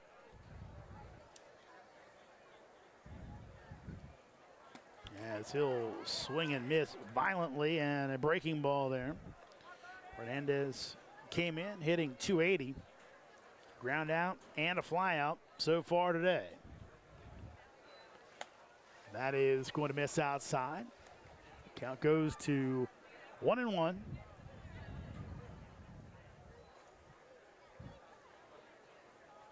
Nicholas delivers. That's going to be rocked out to right field, and that one is going to be out of here as Fernandez has given the Cannons the lead. Anthony Fernandez with his 2nd home run of the season. Looked like he put it over the big scoreboard in right center. And the Cannons with 2 runs, the first 2 that Trevor Nicholas has allowed this season, as they now have a 2-1 lead here in the bottom of the 5th inning. Anthony laid the number into that one. Fernandez absolutely crushed that ball. Now Purcellville with their first lead of the ball game. Now batting center fielder number 7, Gerardo Prado. Here's Gerardo Prado. Prado with one of the Cannons' 5 hits, as he will take for a ball.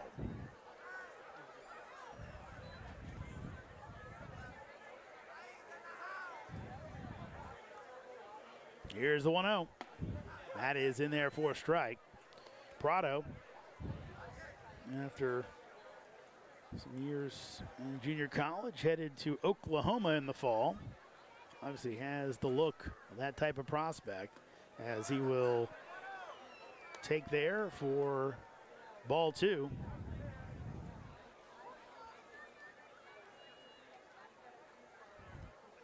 Prado previously at Amarillo College and Northwest Florida State, as he'll foul that one back. Count goes to 2-2. Earlier this year at Amarillo College, played in 55 games, hit .403, had 7 homers, 55 RBI.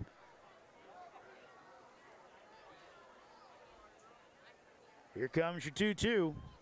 And Prado swings and misses his second strikeout of the ball game. The 4th K for Nicholas so far on the night. That's the second out of the inning. Now batting right fielder number 14, Blake Brookins. Here's Blake Brookins. Brookins with a fly out and a pop out in his first 2 at-bats.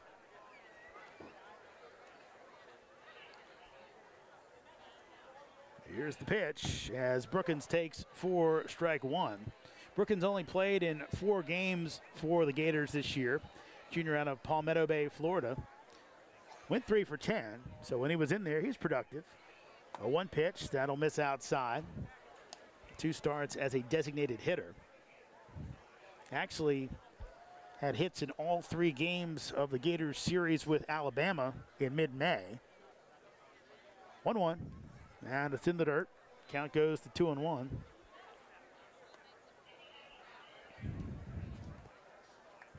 Blake played in 7 games as a true freshman.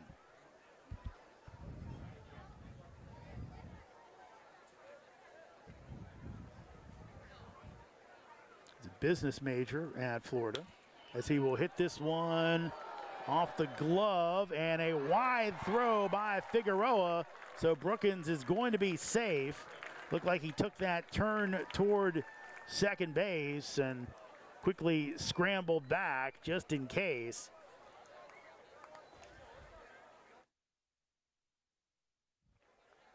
So that will be a base hit. It's a tough play as Figueroa had to go into the hole. He'll dust himself off. That's 6 hits now for the Cannons. Here comes Thomas Marsala looking to make this a really big inning. Obviously, anytime as a pitcher here at Fireman's Field, you got to be careful. A left-handed heavy lineup. As Marsala will hit it the other way foul. Well, that short porch. Ridge Fuller and his father Brett always building this team with some lefty pop to take advantage of their home field. 310 down the right field line, 340 to the power alley and right. 0-1. That'll miss outside. Marsala takes. Count goes to 1-1. Cannons with 2 runs here in the bottom of the 5th. Carlos Sanchez bringing in Ethan Acevedo on the sac fly after the misplayed triple. Acevedo able to hustle his way into. Here's the 1-1. That's fouled off. And that was fouled up by Anthony Fernandez's cannon blast to right center. Has put the Cannons up 2-1.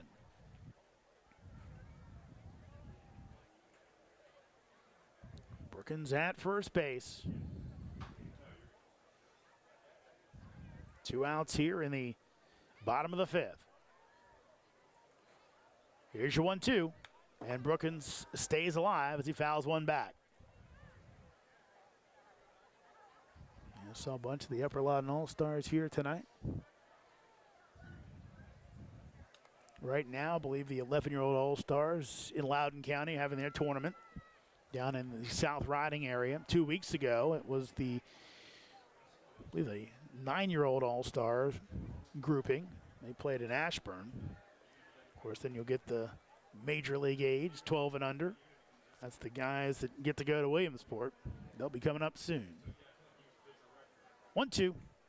Brookins hits this one out to right center. Could be trouble as that one's off the wall. Coming around is Brookins. It's misplayed by Lee. They'll finally get it in.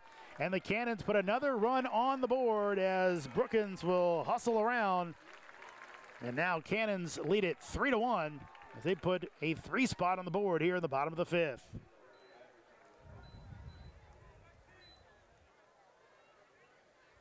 So an RBI for Marsala as Brookins comes in Off on the pitch, and once that ball was misplayed by Lee out in right center, it was easy pickings for the Gator. Here comes Rex Smith looking to keep this inning alive, as he has a man in scoring position in Marsala.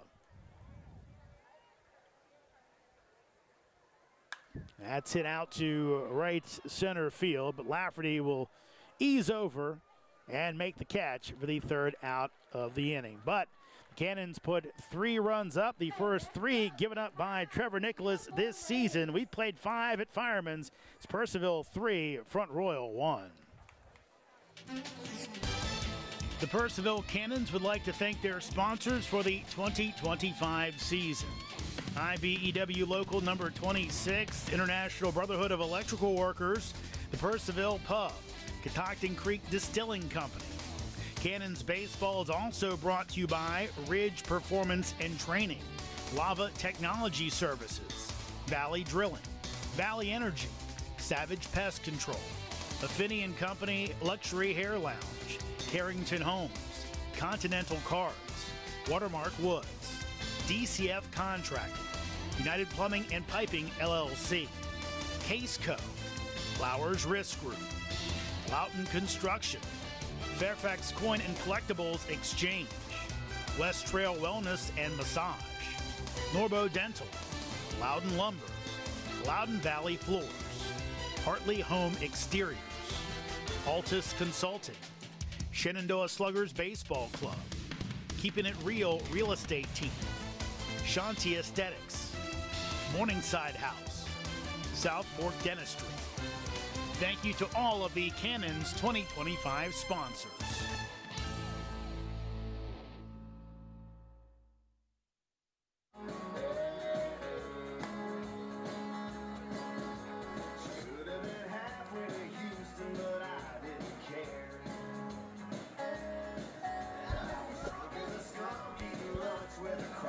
Corey Costello back out for another inning of work. This is his longest outing of the Valley League season.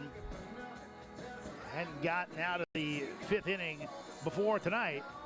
Now he's on track for a win as Costello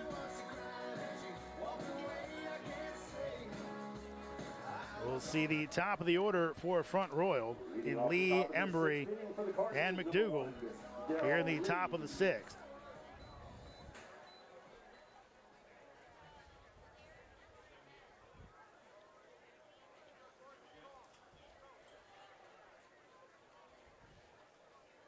Here's the pitch to Lee, who will hit one out to center field. Going back, misplayed for a second by Prado, and he's going to watch it fly out of here. Wow. So after maybe giving up a run with a misplay in center field, Lee bounces back with his 2nd homer of the season as he takes it out deep to center field. And Costello gives up the long ball as it's now Purcellville 3, Cardinals 2. A little bit of an ambush by Lee as he draws his squad a little bit closer.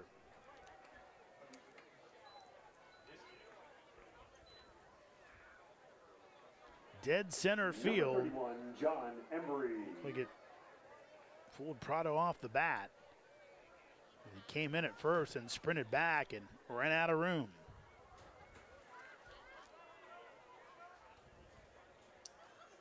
As Embry will hit one out to left field. And coming in as Acevedo makes the play. Valentin tried to scramble back, but Ethan got a good jump and able to make the easy play. Pizza tent by the merchandise tent. Here comes Mason McDougal. McDougal is 0 for 2 on the night, but didn't have that RBI ground out back in the 4th. Number 30, Mason McDougal.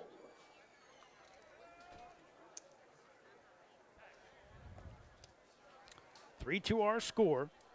Here in the top of the 6th inning, Costello delivers and hits the outside corner for a strike.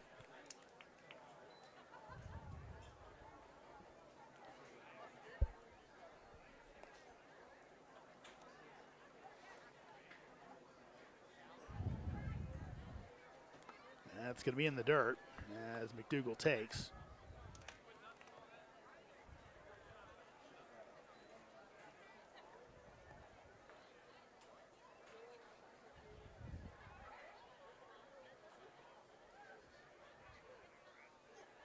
McDougal hits it the other way. Acevedo's coming on, give it chase, and he's going to make, no, he doesn't. They're going to say that is a fair ball, and it will be a double for McDougal, as Acevedo almost made a spectacular catch, but on landing, that ball popped out. So Front Royal now has the tying run out at second base. All-out effort by Acevedo. Just couldn't squeeze it. Number 35, Jay Campbell. And now Front Royal with a base hit will tie this one back up.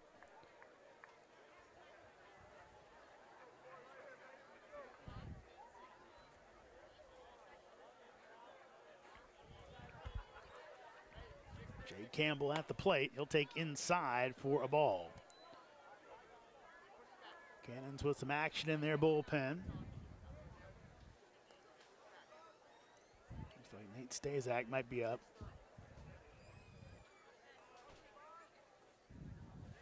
1-0.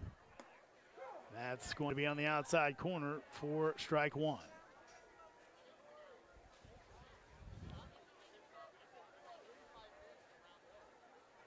1-1 count with one out. Front Royal already with one run in on the homer by Lee.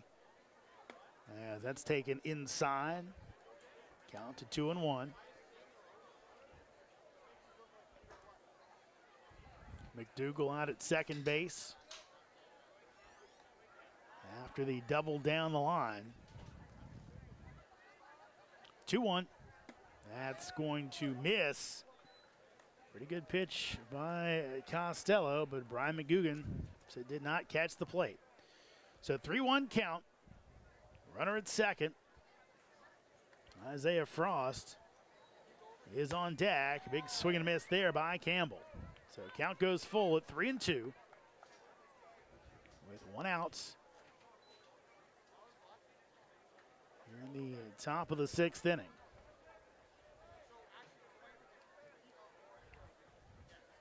Costello delivers. It's going to go up the middle. Playable, though, for the second baseman Sanchez. Throws over, low throw, but it's played by Marsala. And a cradle caught it. That low throw by Sanchez. But the Cannons get the out as McDougal heads over to third base.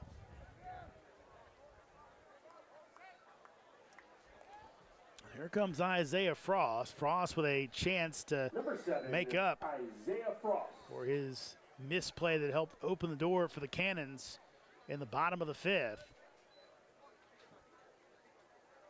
Costello working lefty on lefty. It's going to hit. And they're going to say, I believe it went off the knob of the, no, they're going to give him the base. Wow. Brett Fuller is coming out. I think he's going to argue that hit the knob of the bat.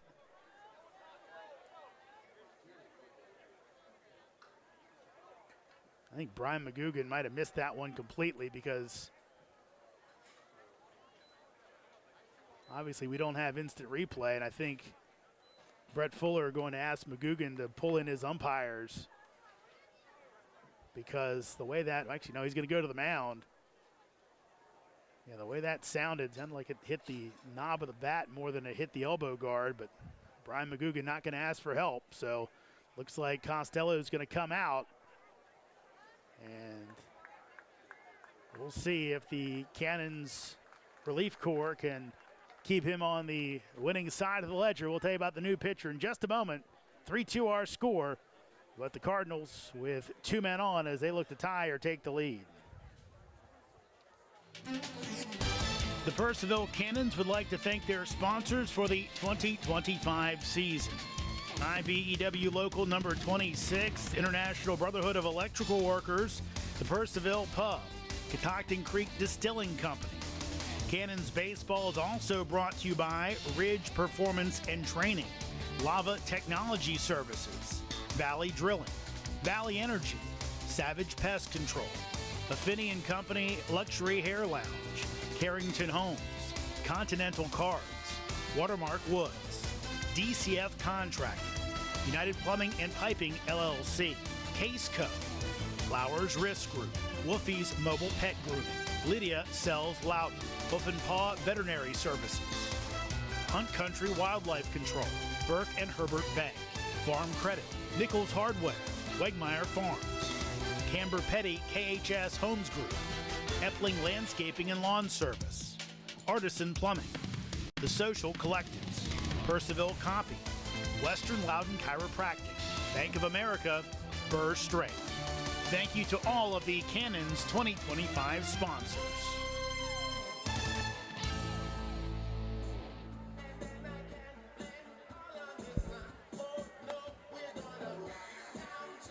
On the hill for the Cannons, it's the right-hander Nick Stazak out of Santa Fe College. Stazak coming off a season at Santa Fe, 15 appearances, 7 starts, pitched 36 innings, 2-3 record, 8.50 ERA, 17 walks, 33 strikeouts for Stazak in that campaign. So far this year, Nick has not allowed an earned run, did allow 1 run. He's made 3 appearances, all in relief. Stazak's last outing came in the Cannons' last home game, as that was back on June 12th. Pitched 2 2/3 against Winchester, allowed a run, but it was unearned. Gave up 3 hits, 2 walks, struck out 2 in that contest. So he'll come on to face Caden Hessmeyer, second baseman for the Cardinals, who will look to tie this one up or better. As his runners at the corners. Here's the pitch by Stazak. That almost hits Hessmeyer as he looks back at Brian McGugan. Saying, hey, did it catch my shirt sleeve maybe?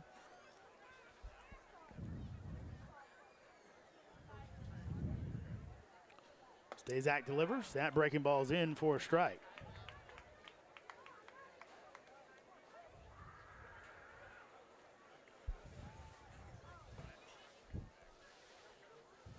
Here's the 1-1. That'll be fouled off the foot of Hessmeyer. So Stazak 1 out away from putting out the fire. 1 strike away and 1 out, I should say.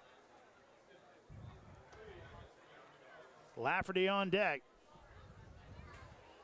Lafferty, very good in the Valley last year. I'm sure Brett Fuller would love to see Stazak finish things off right here. 1-2 pitch, that's high.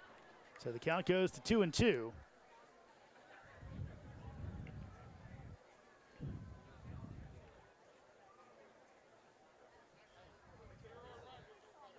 Here's the pitch, that's high for a ball. So count goes full at 3-2, so the runners will be off on the pitch. Excuse me, the runner at first will be off on the pitch. McDougal will stick around the bag. 3-2. Runner goes. That'll be hit up the middle, and we are tied. Now Frost will go to third base as he was off on the pitch.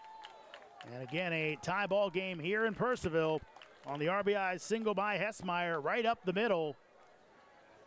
Kind of a slow roller, but everyone playing away from the bag. It goes through, and we're now knotted up at 3 as the inning continues.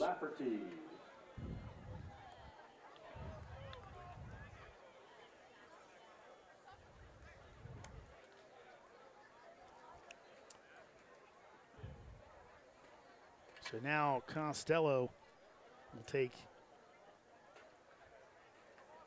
either a no decision or a loss after pitching a heck of a game, as Stazak misses outside to Lafferty, who was walked twice by Corey Costello.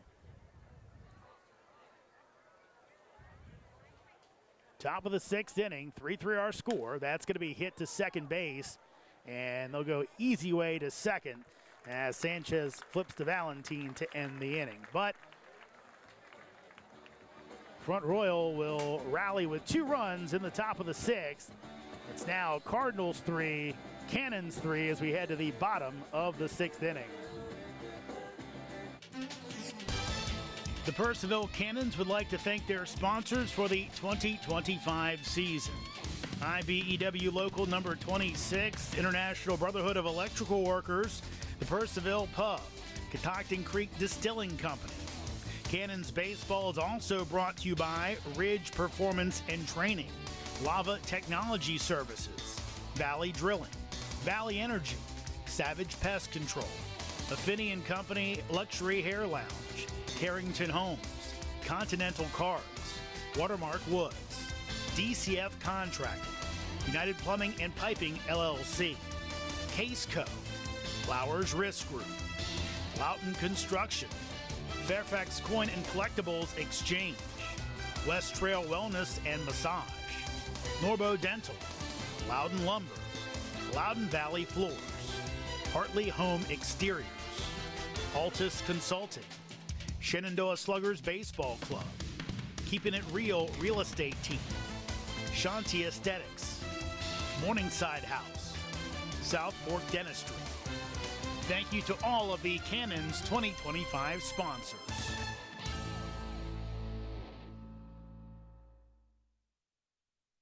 For the Cardinals, now pitching number 29, Ryan Curl. New pitcher on the hill, it's Ryan Curl. Curl from Division III Power Lynchburg, as he comes on for Trevor Nicholas. So Nicholas will not get his third win in 3 starts, but he also won't take a loss, though he did give up his first runs of the season. Curl, so far on the campaign, has pitched in 3 games for the Cardinals, has started 1, 7 1/3 innings pitched to a 2.45 ERA. He's allowed 5 runs, only 2 earned. He's walked 5 and struck out 2. He's 0-1 on the year.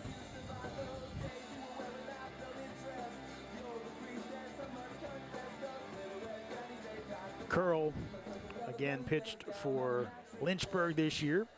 Called one of his games, actually a couple of his games, as he played for Lynchburg, who won another ODAC championship. So he will see 8-9-1 for the Cannons as Curl delivers, and that is low for a ball. 3-3 our score. Cardinals open the scoring in the 4th inning with a single, as that is in for a strike. Count goes to 1-1. Cannons put up a 3 spot in the bottom of the 5th.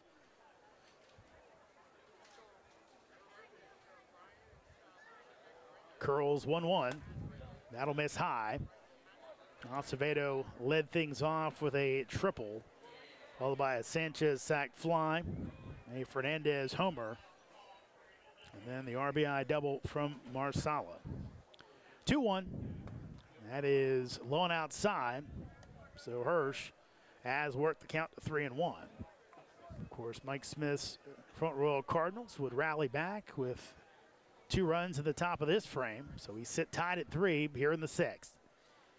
Here's your 3-1, and that is going to be a foul tip. So count goes to 3-2 on Hirsch with Trey Valentine on deck.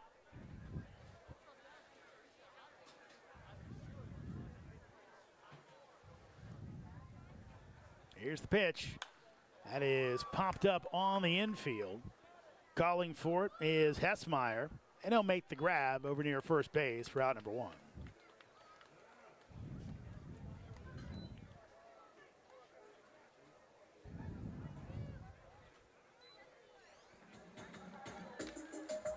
So Valentine Shortstop number 22, Kuray. popped up to the catcher back in the 2nd, hit into a fielder's choice in the 4th in that frame. And just his 2nd game with the Cannons, as he'll take inside for a ball. Valentine out of Florida International, joining his teammate, the guy in front of him in the lineup, Mark Hirsch. Also Bryce Turner out of Florida International. That's on the outside corner for a strike.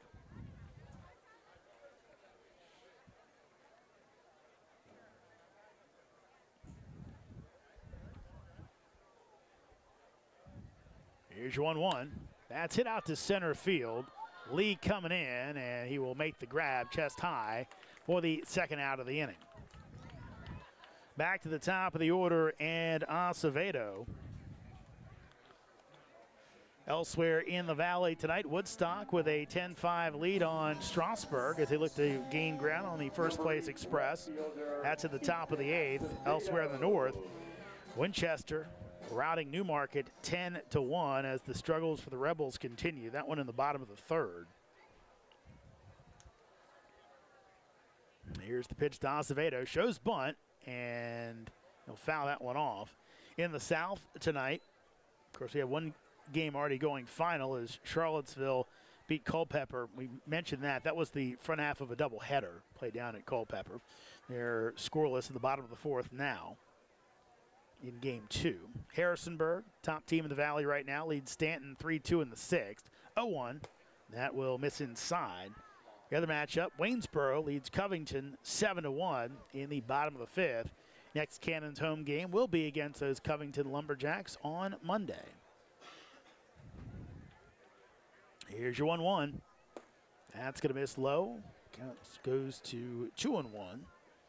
Tomorrow night, Purcellville will be on the road down at Stanton. Of course, they had their matchup with the Braves rained out late last week. Here's your 2-1. Big swing and a miss by Acevedo for strike 2. Count goes to 2-2. Sanchez is on deck. He'll come up here if Acevedo can get on base. 2-2 from Curl. That's up the middle. That is going to be through for a base hit. Curl punches at his glove. I'm a little bit angry he didn't get a foot on that one, but obviously better in the long term not to take that one off the ankle. So Acevedo with his second hit of the ball game. And here comes Sanchez. And with the sun setting, getting a little bit of pink in our darkening blue skies. Lights on here at Fireman's Field. Here at dusk. Acevedo taking a big lead off first. He'll scramble back as that was called a ball.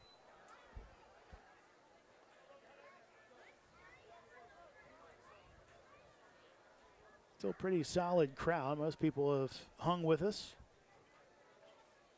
Here into the 6th inning. 1-0. That's going to be looped out into center field for a base hit. Acevedo with the ball in front of him will stop at second. So back-to-back singles with 2 outs here for the Cannons in the 6th. That'll set the stage for Anthony Fernandez, who last time up uncorked a solo homer to right center. Let's see what the Cardinals do with him here.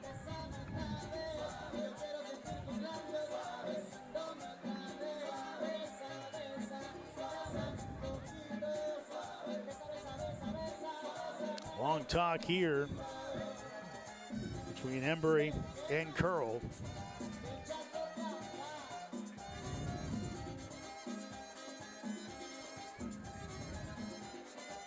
And Fernandez. Designated hitter number 24, Anthony Fernandez. RBI number 12 on the season with that solo homer earlier. He would love to add another long ball and 3 more RBI to his total, but a single right now would suffice. Here's the pitch as that'll miss outside for a ball. Prado on deck.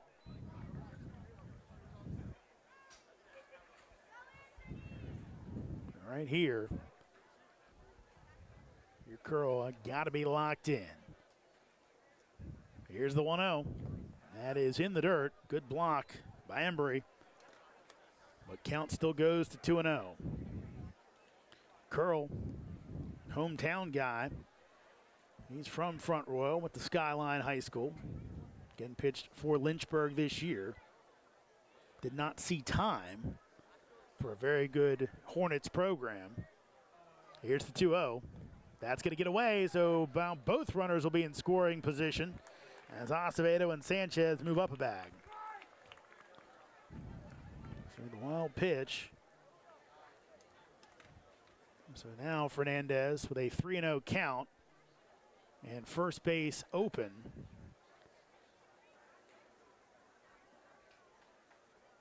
No intentional walk here from Mike Smith.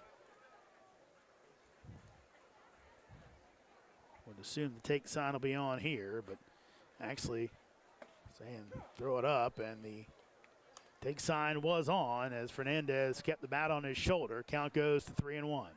2 outs, tie score, 3-3. Cardinals and the Cannons here in Purcellville.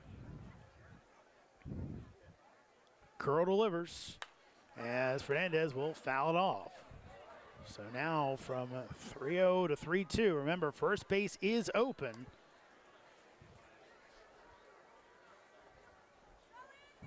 So Curl can look to dot a corner still if he's confident pitching to Prado.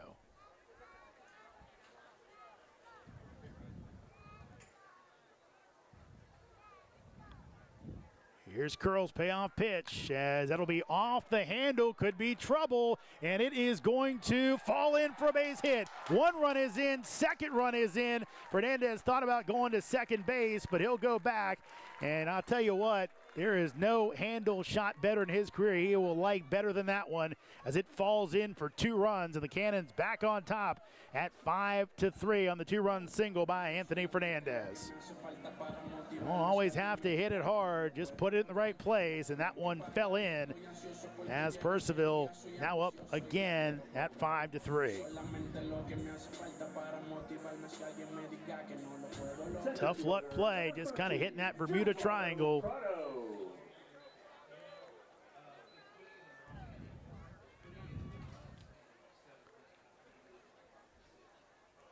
Here's the pitch to Prado, and that is going to miss for a ball.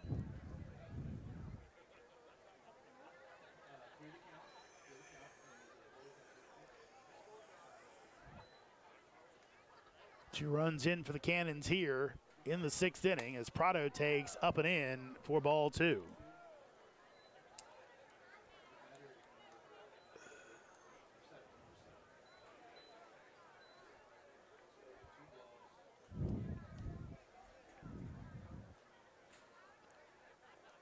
Here's the pitch. That's a back pick down to first base, and back in safely is Fernandez.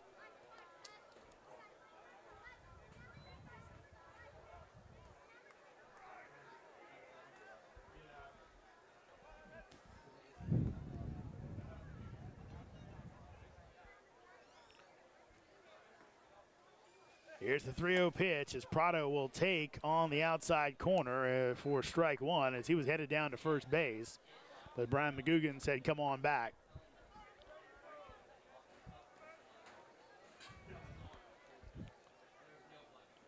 So a 3-1 pitch coming up as Fernandez takes his lead off first base.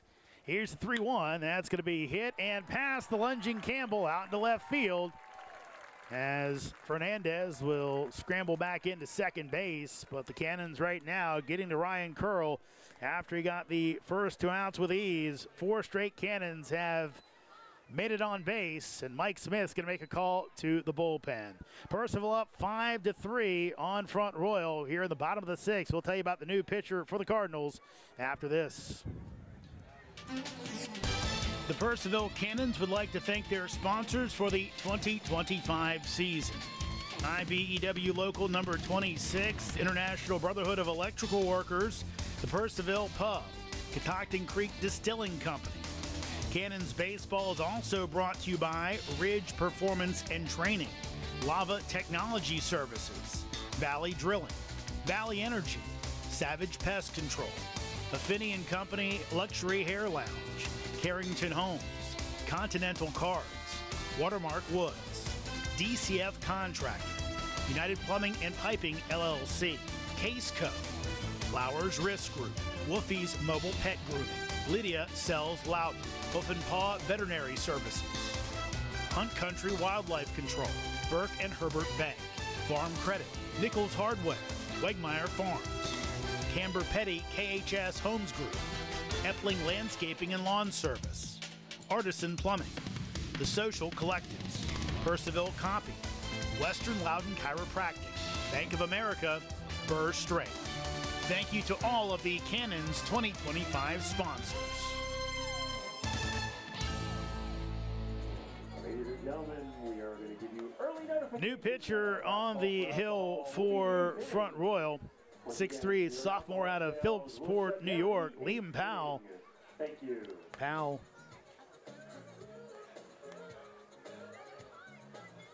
out of Keystone College. Powell this season in his college campaign made 15 appearances, 10 starts. He pitched to an 8-0 record, 4.19 ERA, 58 innings pitched. As he walked 13 batters, struck out 47. Opponents did hit 304 against him. Powell so far for the Cardinals this year has made 3 appearances, all in relief. 4 2/3 innings, has not allowed a run of any kind, earned or unearned. 1 walk, 4 strikeouts, 1-0 record for Powell so far in the Valley this campaign. So Powell coming on to try and put out the fire, as the Cannons have 2 runners on. Fernandez at second base, Prado at first, as Blake Brookins is at the dish. Or Purcellville.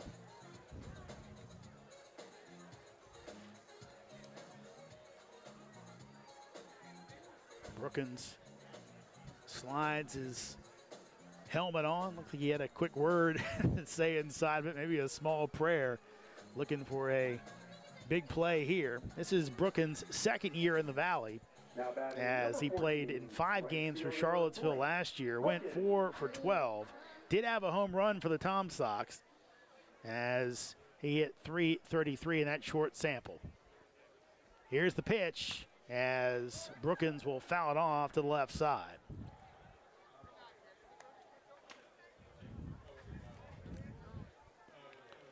So 0-1 count with 2 outs. Cannons leading 5-3 here in the bottom of the 6th inning.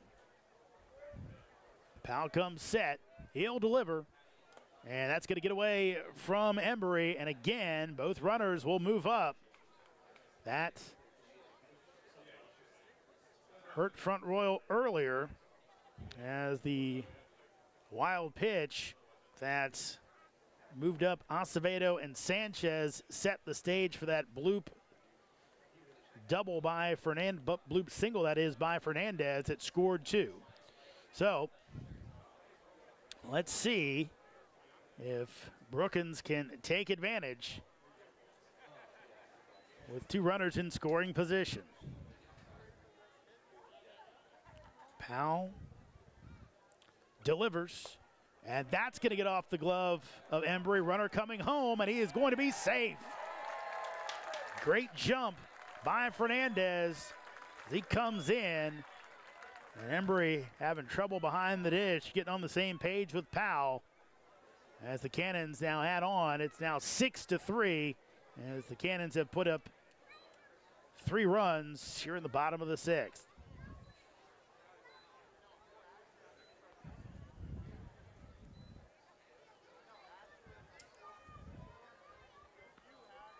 Brookins' big swing and a miss, as the count goes to 1-2. Now 2-2.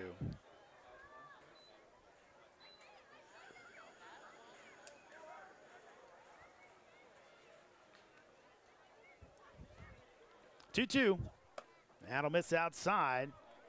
So count goes full at 3-2 with Prado down at third base.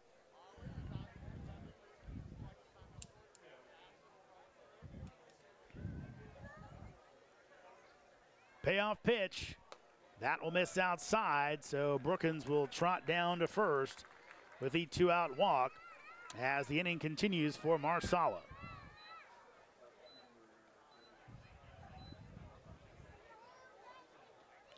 Now batting number 31, first baseman Thomas Marsala. Marsala today with 2 hits.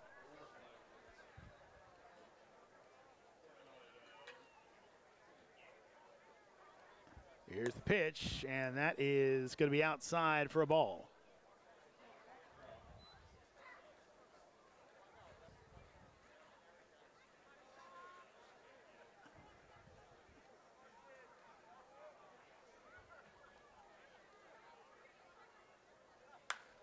As that'll be hit the other way, but on it is Frost for the 3rd out of the inning. But the Cannons put 3 more on the board. They're back up by 3 on the Cardinals. It's now 6-3 Purcellville as we played at 6 here at Fireman's Field. The Purcellville Cannons would like to thank their sponsors for the 2025 season. IBEW Local Number 26, International Brotherhood of Electrical Workers, the Purcellville Pub, Catoctin Creek Distilling Company. Cannons Baseball is also brought to you by Ridge Performance and Training, Lava Technology Services, Valley Drilling, Valley Energy, Savage Pest Control, Affinity & Company Luxury Hair Lounge, Carrington Homes, Continental Cars, Watermark Woods, DCF Contracting, United Plumbing and Piping LLC, Case Co, Flowers Risk Group, Loughton Construction, Fairfax Coin and Collectibles Exchange, West Trail Wellness and Massage, Norbo Dental, Loudon Lumber, Loudon Valley Floors, Hartley Home Exteriors, Altus Consulting, Shenandoah Sluggers Baseball Club, Keeping It Real Real Estate Team, Shanti Aesthetics, Morningside House, South Fork Dentistry. Thank you to all of the Cannons 2025 sponsors. Welcome back. Cannons with their 2nd straight 3-run inning as they now have a 6-3 lead on Front Royal as we head to the top of the 7th frame. Nick Stazak still on the hill. Came on in relief for Corey Costello to get out of a jam. So Stazak currently is your pitcher of record, despite Costello's pretty good night. All fell apart a little bit in the 6th, but Leading off the top of the Corey with 8 strikeouts did not give up a hit until the 6th inning. So it'll be Figueroa, Bland, and Lee, 8, 9, and 1 for the Cardinals, as that'll miss high from Stazak for ball 1.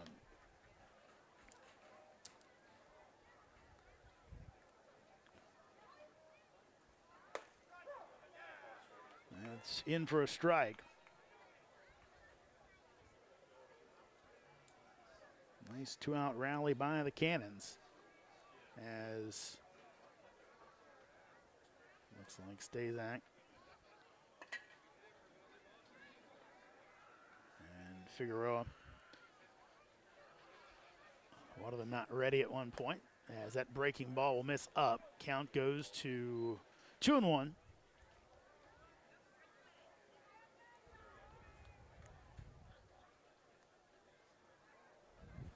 And again, going to give that to Stazak, an automatic ball, as he's not looking in and addressing the batter.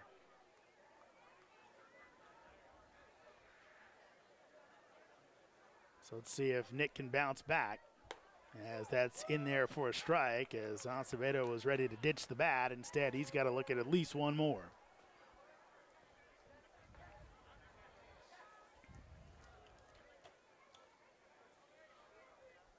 That'll be hit down to first base, fielded, and off to Stazak from Marsala for out number 1.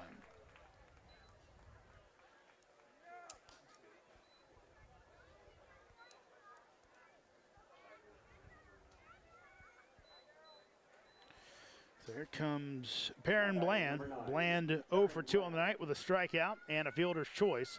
Both of those at-bats coming against Corey Costello, as he will pound this one foul down the third base line as Mike Smith makes the grab in the coach's box. Starting to see some folks file out, but still a pretty solid crowd as we've gone past 2 hours of play time, as that is going to be high for a ball. Count goes to 1-1.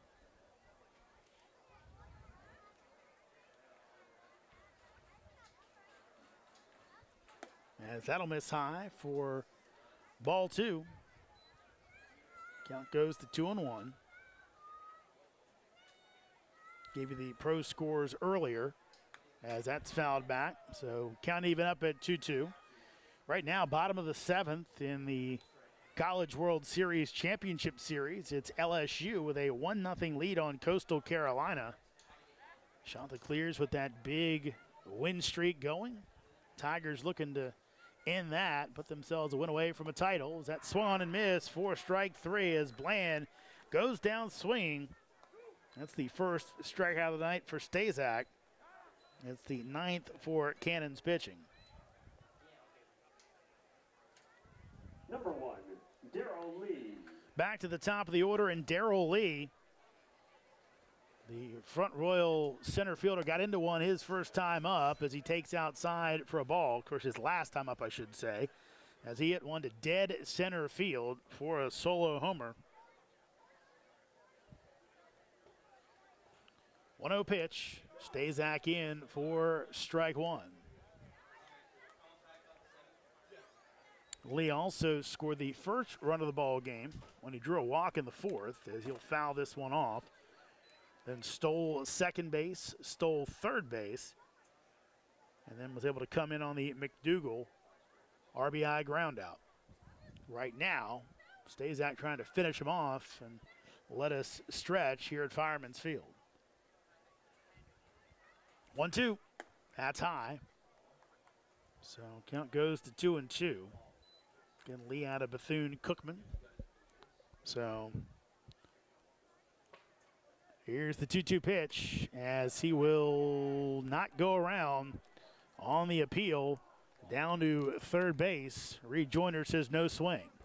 So count it 3-2 with John Embry on deck. Valley League home run leader. 3-2 pitch, swung on and missed for strike 3. Second straight strikeout for Nick Stazak as Front Royal goes 1-2-3. We're stretching here at Fireman's Field. Cannons up on Front Royal 6-3. The Purcellville Cannons would like to thank their sponsors for the 2025 season. IBEW Local number 26, International Brotherhood of Electrical Workers, the Purcellville Pub, Catoctin Creek Distilling Company.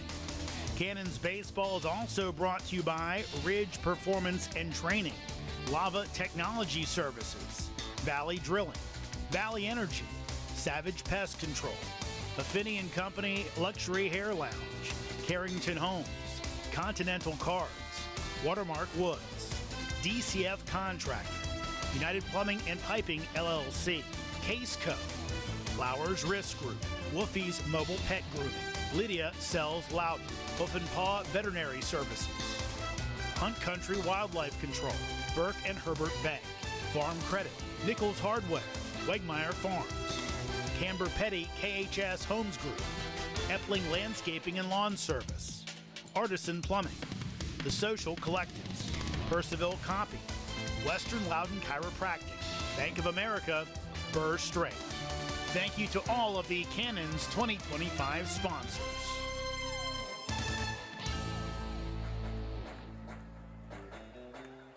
Purcellville up 6-3 as we're in the bottom of the 7th inning. Liam Powell stays on for Front Royal as he got the third out of the inning. Got Marcella to fly out after walking Blake Brookins. Of course, he not helped is John Embry with a couple of pass balls that helped score a run. Leading off the bottom of the 7th inning for your Cannons, third baseman number 1, Rex Smith. Bottom 3 in the order for the Cannons, Smith, Hirsch, and Valentine.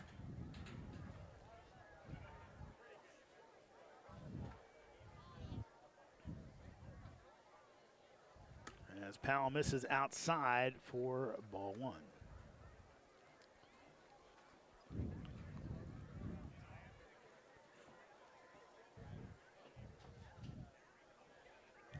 Another final in the Valley. Woodstock beats Strasburg 12-5, as that will miss outside. Count goes to 2-0. So with that result, Woodstock takes the lead from Strasburg in the north. River Bandits 12-5. Strasburg falls to 10-5, as that's in for a strike. So Express fall a game back, but of course they've still got played 2 less games than the River Bandits. 2-1. That'll be hit down to first base. Deep in the hole. Could be trouble, but a nice play to get over there and avoid the runner by Powell to record the first out of the inning.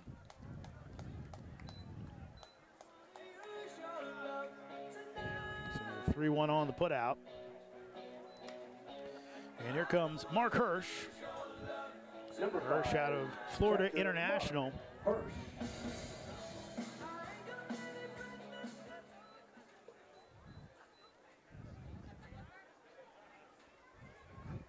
Hirsch out of Lutz, Florida. As that's going to be a ball, I believe.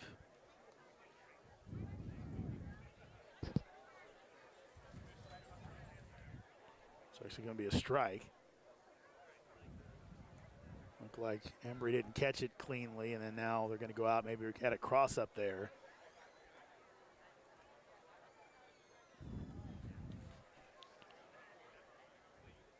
So Brian McGugan done this a few times tonight.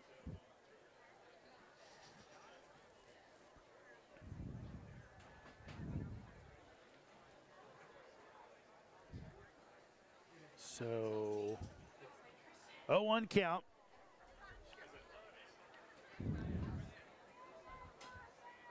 Hirsch played in 18 games for the Panthers this year, made 8 starts, 0-1 pitch. That is going to be a ball. So count goes to 1-1.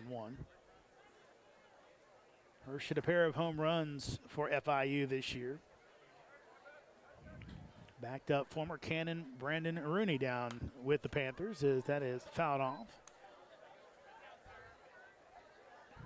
See Mark got off to a nice start to his career. First college start came against Stonehill. Had 2 doubles and an RBI.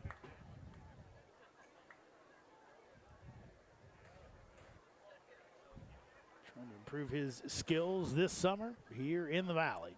1-2 pitch. That's hit the other way. Could be trouble. Lafferty going over, and he's going to make the diving catch as Matt Heidel got out there and gave it the thumbs up as Lafferty had to range over, make the dive. Looks like he's still trying to walk that one off, but put a star on that one as he saves extra bases off the bat of Hirsch.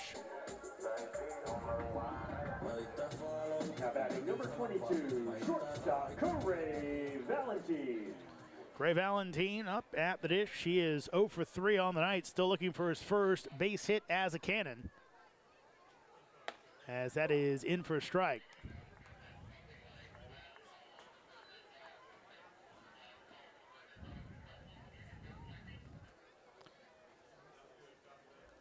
A 0-1 pitch coming up. As that is up the middle. What a play by Powell on the backhand behind him. He ends up snagging it and throwing to first to get Valentine. That is a web gem as Powell just threw the leather back behind him and the ball found it. He's able to put on a 1-2-3 inning. Cannons don't score, but we head to the top of the 8th with Purcellville up on Front Royal 6-3. The Purcellville Cannons would like to thank their sponsors for the 2025 season. IBEW Local Number 26, International Brotherhood of Electrical Workers, the Purcellville Pub, Catoctin Creek Distilling Company. Cannons Baseball is also brought to you by Ridge Performance and Training, Lava Technology Services, Valley Drilling, Valley Energy, Savage Pest Control, Affinity and Company Luxury Hair Lounge, Carrington Homes, Continental Cars, Watermark Woods, DCF Contracting, United Plumbing and Piping LLC, Case Co, Flowers Risk Group, Loughton Construction, Fairfax Coin and Collectibles Exchange, West Trail Wellness and Massage, Norbo Dental, Loudon Lumber, Loudon Valley Floors, Hartley Home Exteriors, Altus Consulting, Shenandoah Sluggers Baseball Club, Keeping It Real Real Estate Team, Shanti Aesthetics, Morningside House, South Fork Dentistry. Thank you to all of the Cannons 2025 sponsors. Shanti Aesthetics, Shenandoah Sluggers Baseball Club, Smokin' Willie Barbecue, South Fork Dentistry, and Terry's Auto Body. Thank you to all of our sponsors. 2, 3, and 4 for Front Royal here in the top of the 8th as Nick Stazak stays on. Stazak's longest outing this year, his last one against Front Royal, where he pitched 2 2/3. Excuse me, against Winchester, the Royals. First time I've done that tonight, folks. Normally do it a lot more than that, so I'm doing okay.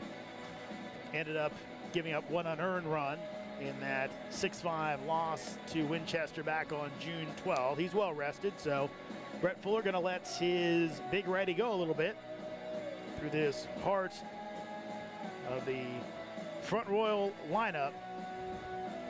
Embry, McDougal, and Campbell, who's been held in check so far tonight, as they are 1 for 9. McDougal with the only hits for that group, as that is in for a strike.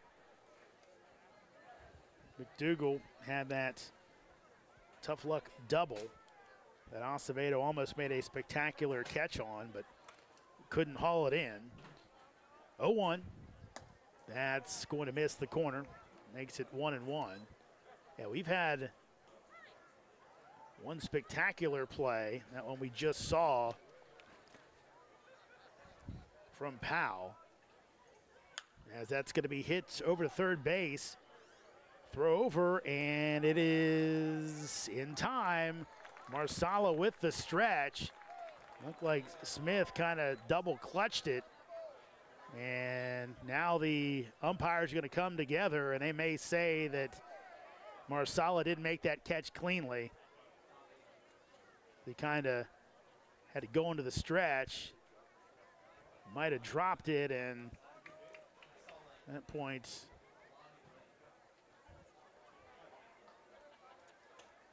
first base umpire might not have got a good look at it. His view might have been blocked to see if that one hit the ground. So that's a tough one for the Cannons there defensively, where Smith, and they're going to say safe at first base. So that's going to be an error. So that's not what you want if you're the Cannons. That's got to be a routine play, and it wasn't on both ends. So now it's going to be a throwing error on Smith.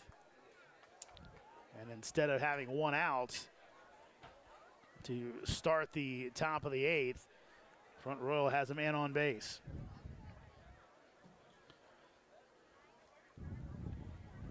Now batting number 30, Mason McDougal.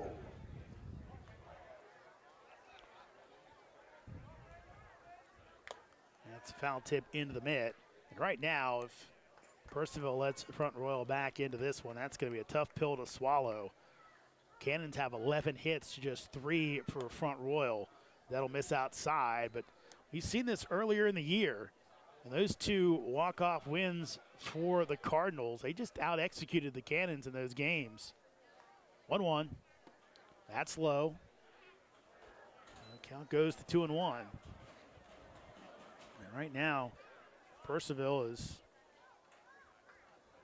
much better at the plate, but Front Royal taking better advantage of their opportunities, as McDougal almost took somebody's head off over in the Front Royal dugout, but luckily high enough there, wasn't able to scramble out of the way. But count goes to 2-2.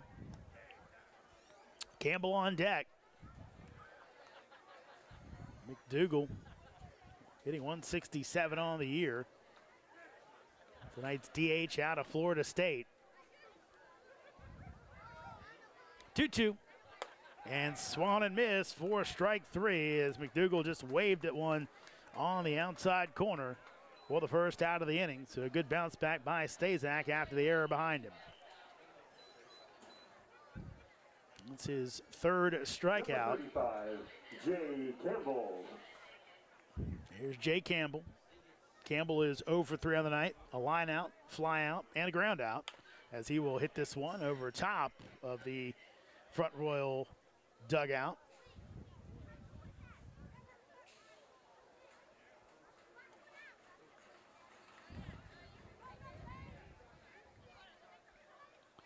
Same defensive alignment for the Cannons. Acevedo in left, Prado in center, Brookins is in right.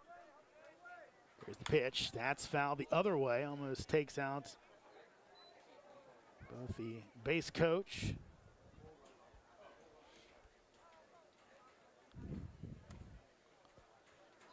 Doug Walker, assistant coach, will bring out a few balls. So count goes to 0-2 on Campbell. Back to the rest of the Cannons alignment. Rex Smith over at third base, Valentin at shortstop, Sanchez at second base, Marsala still at first, with Hirsch behind home plate, and Stazak on the hill. 0-2. That'll miss high and away, looking for the chase, doesn't get it.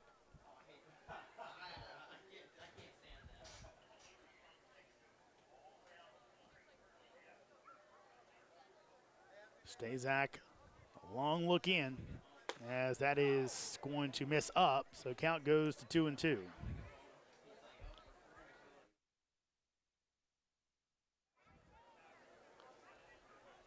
Two-two pitch coming up. Here it is. That's going to be hit out to center field. Easy play for Prado for the second out of the inning.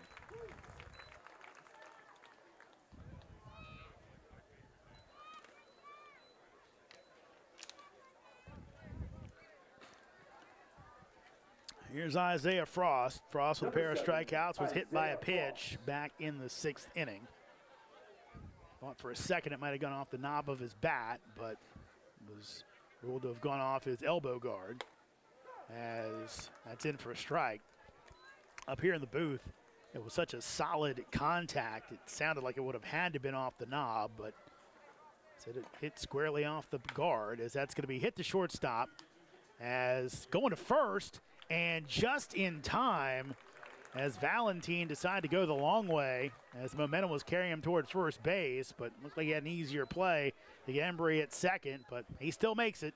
And the Cannons work around the error. We head to the bottom of the 8th inning. It's still Purcellville 6, Front Royal 3. The Purcellville Cannons would like to thank their sponsors for the 2025 season. IBEW Local Number 26, International Brotherhood of Electrical Workers, the Purcellville Pub, Catoctin Creek Distilling Company. Cannons Baseball is also brought to you by Ridge Performance and Training, Lava Technology Services, Valley Drilling, Valley Energy, Savage Pest Control, Affinity & Company Luxury Hair Lounge, Carrington Homes, Continental Cards, Watermark Woods, DCF Contracting, United Plumbing and Piping LLC, Case Co, Flowers Risk Group, Wolfie's Mobile Pet Grooming, Lydia Sells Loudon, Hoof and Paw Veterinary Services, Hunt Country Wildlife Control, Burke and Herbert Bank, Farm Credit, Nichols Hardware, Wegmeyer Farms, Camber Petty KHS Homes Group, Epling Landscaping and Lawn Service, Artisan Plumbing, The Social Collectives, Purcellville Copy, Western Loudon Chiropractic, Bank of America, Burr Strait. Thank you to all of the Cannons 2025 sponsors.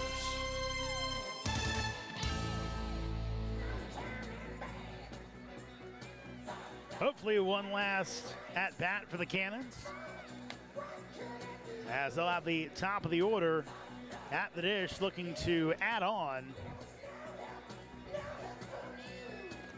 to their 3-run lead. Cannons up 6-3 here in the bottom of the 8th inning. It'll be Acevedo, Sanchez, and Fernandez, your scheduled hitters for Purcellville. Leading off the bottom of the 8th inning for your Cannons, left fielder number 8, Ethan Acevedo. Acevedo already with 2 hits tonight, a triple back in the 5th and a single in the 6th. Also scored 2 runs. Shows bunt, pulls it back, and takes the ball outside.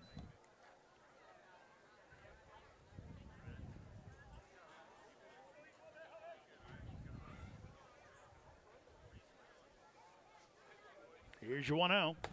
That is swung on as Acevedo tried to hold the swing up, couldn't do it. Count goes to 1-1.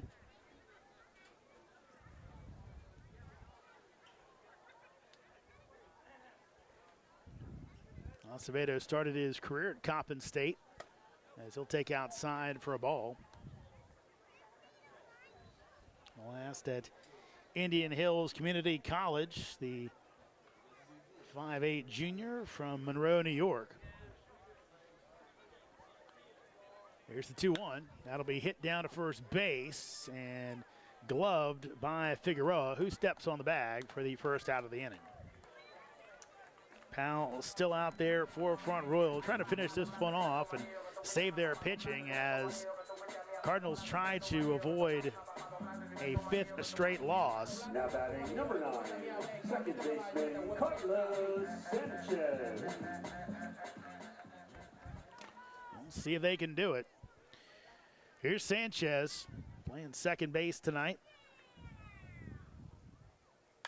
as he'll hit one the other way for a foul ball. Loud Knights coaches and players are proud members of USA Hockey, and they are our foul ball sponsor tonight. Please bring the foul ball to the merchandise tent.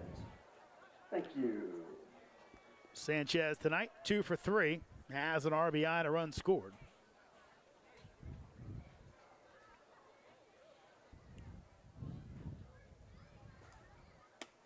As he'll take high for a ball. Pair of singles for Sanchez. Also had the RBI in the 5th on a sac fly, brought in Acevedo. That's the inning that things got out of hand for the Cardinals. As that misses outside, count goes to 2-1. Remember, Acevedo hit a ball down the left field line that Frost tried to make a diving attempt for instead of maybe playing it more conservatively. Would have likely been only a single. Instead, it got by him, and Acevedo never stopped and made it to third base. As that's fouled back by Sanchez. Count goes to 2-2. Carlos brought in Ethan on the sac fly. Then Fernandez hit a home run. Brookins would get on via a single. Marsala would bring him in on an RBI double. That was a 3-run 5th after the Cannons had been down 1-0. Front Royal would rally with 2 in the top of the 6th before the Cannons had 3 of their own in the bottom of that 6th inning. 2-2. That's fouled down the line. Fernandez waiting on deck.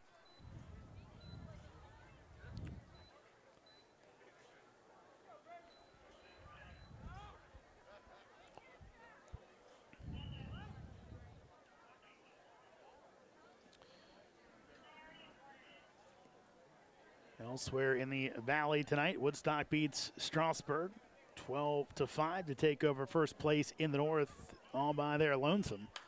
That is fouled down the line, so credit Sanchez for hanging tough. Waynesboro beats Covington 12-2. Cannon's opponent tomorrow, Stanton, looking for a big win as they're up on first place Harrisonburg 4-3 in the top of the 9th. Cannons will have the Braves tomorrow down in the Valley. Then they will host Covington on Monday. That is in there for strike 3. So Sanchez strikes out looking. That's the first K for Powell and the second out of the inning. Culpepper up on Charlottesville 8-0, top of the 7th. Remember, that's second half of a doubleheader, so that will end it if Culpepper is leading after the half inning's done. Winchester all over Newmarket 13-1. They're bottom of the 6th, so they'll have to play at least another inning as the Royals look to win that one via mercy rule. Pitch is low to Fernandez for ball one. Right here, the Cannons leading the Cardinals 6-3 as Purcellville looks to bounce back after a loss last night. Cardinals staring down their 5th straight defeat. Hit the other way, but well foul. So counts even up at 1-1. In the top of the ninth for Front Royal, it'll be 6, 7, and 8. Hessmeyer, Lafferty, and Figueroa.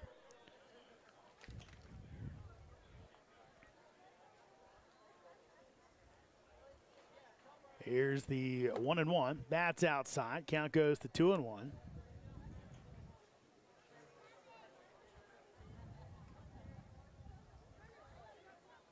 Of course, school outs here in Loudoun County. Of course, it's a Saturday anyway, so it really wouldn't matter.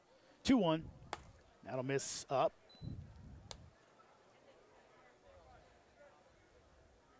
So expect some good crowds throughout the rest of the season. Regular season wraps up, I believe, the 21st. New playoff format this year. 3-1 pitch.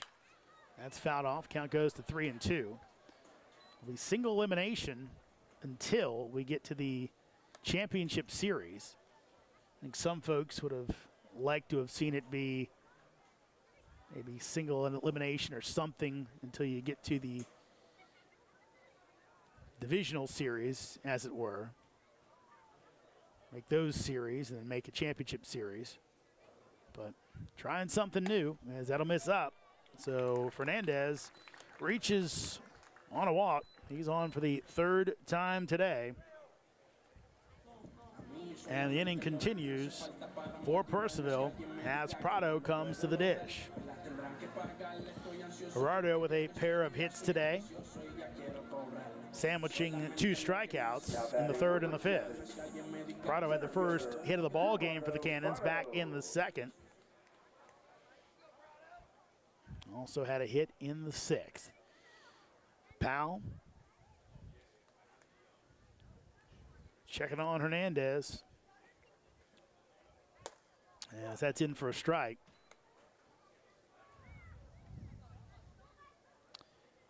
Fernandez down at first base.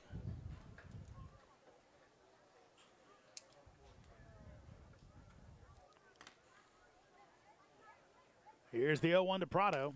That is off the plate as Embry tries to frame it. But Brian McGugan does not fall for it.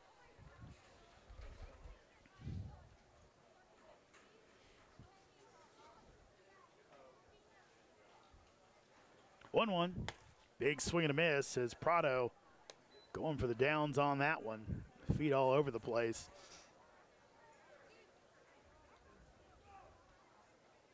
Mentioned before, Cannons on the late game tomorrow, 7:30 start down in Stanton. They play a little later down there. Here's your 1-2, and that'll miss high to Prado. Covington and Woodstock will start things off with a 4 o'clocker Eastern time. Culpeper and Front Royal and Harrisonburg and Strasburg will both play at 6 p.m. 7 o'clock starts for Newmarket and Charlottesville and Waynesboro and Winchester. That'll miss outside, so the count goes to 3-2 as Blake Brookins awaits on deck.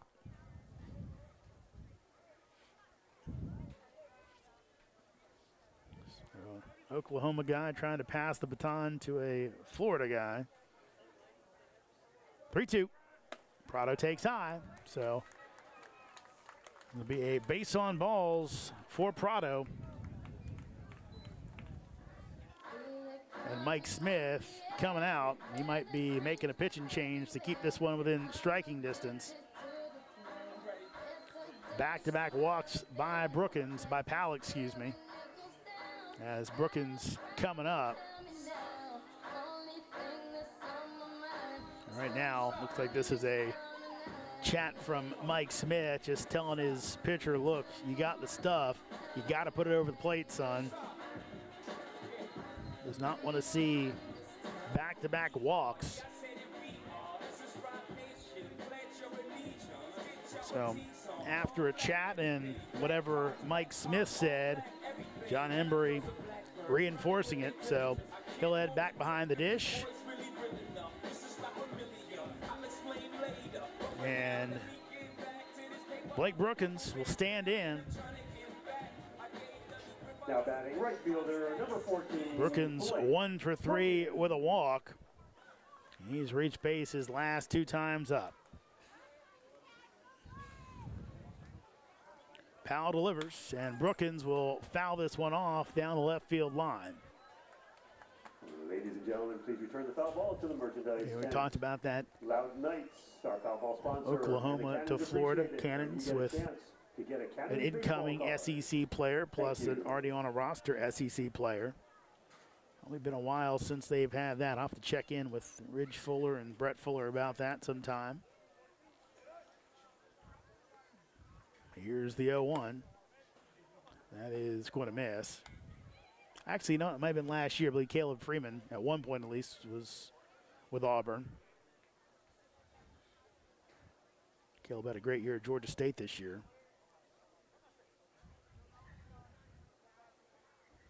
Long hold. Here's your 1-1. That's going to be up the middle, but again, snagged by Powell. That long reach as he'll shovel it over to Figueroa to end the inning. No runs for the Cannons as they leave 2 here in the bottom of the 8th. We're headed to the top of the 9th as the Cannons lead the Cardinals 6-3. Let's see if the Cannons can finish this one off. The Purcellville Cannons would like to thank their sponsors for the 2025 season. IBEW Local Number 26, International Brotherhood of Electrical Workers, the Purcellville Pub, Catoctin Creek Distilling Company.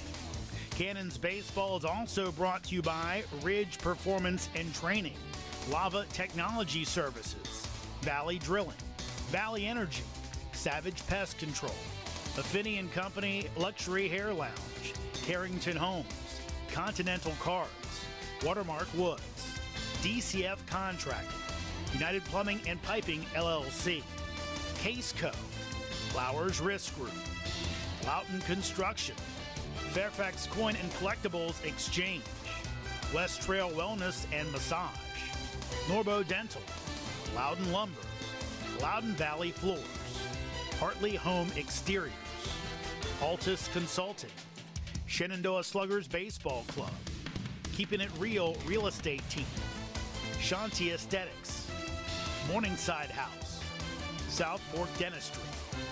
Thank you to all of the Cannons 2025 sponsors.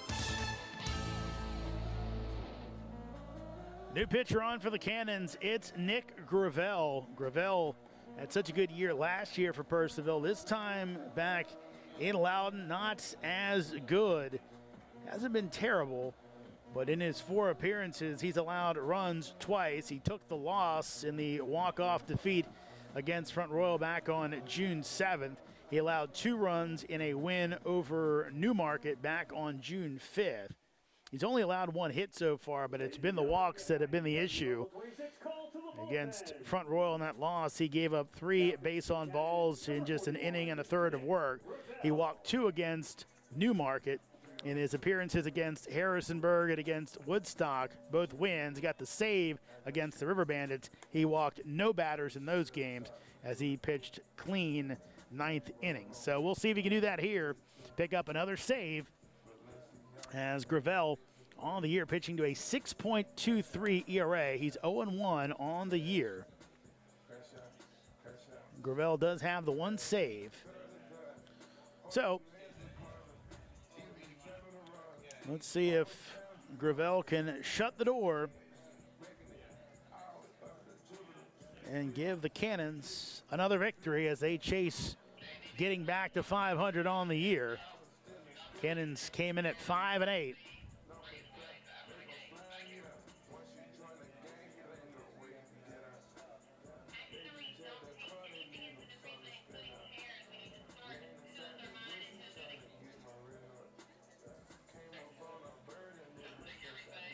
Leading off the top of the 9th inning for the Cardinals, number 26, Clayton Hessmeyer.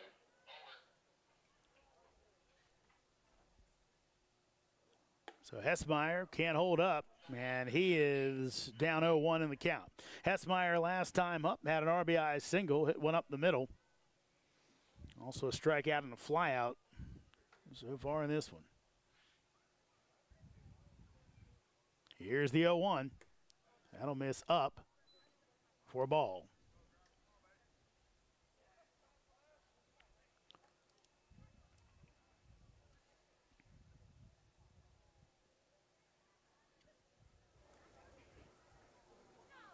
Here's your 1-1.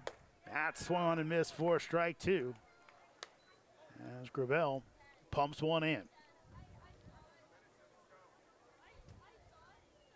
Cannons came into the night, 4.5 back.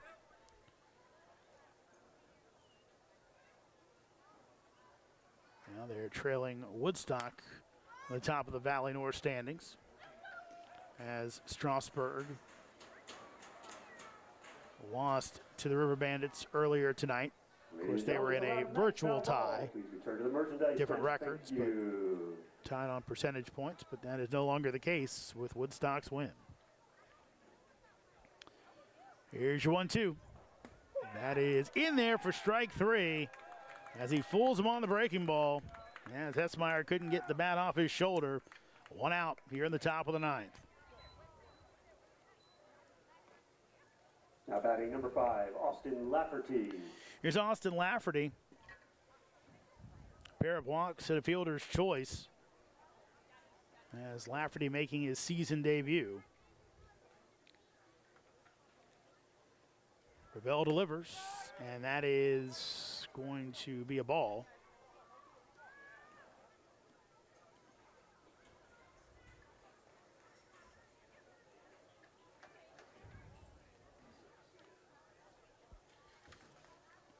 Here's Gravel's 1-0.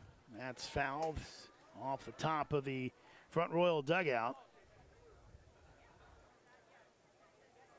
So Gravel coming in after Powell, his college teammate at Keystone. So probably used to doing that. Probably not coming in right in after him. We usually have a half inning before, though. Relief situation, you can come in right after your college teammate. Here's the 1-1.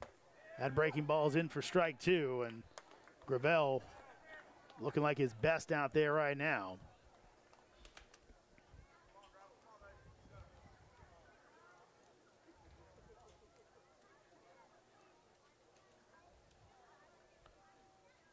Here's the 1-2. That's going to miss up high. Gravel out of Sydney, New York. Played for the Cannons last year. Also saw time in the Cape Cod League for Falmouth. Here's your 2-2. That's hit out to center field. Prado coming over into the gap, and he'll make the catch for the second out of the inning. Gravel, part of that Cannons relief group. I want to say there was at least 3 and maybe 4 pitchers that Brett Fuller allowed out of their Valley League deals to go play. I believe 3 went to the Cape Cod League. 1 might have gone to the Coastal Plain. Maybe the Northwoods, not sure, but you know, Cannons had such a good season last year. Could have been even better if all those guys had stuck around. Might have brought that Valley League championship. As that is in for a strike as Figueroa, final hope for Front Royal.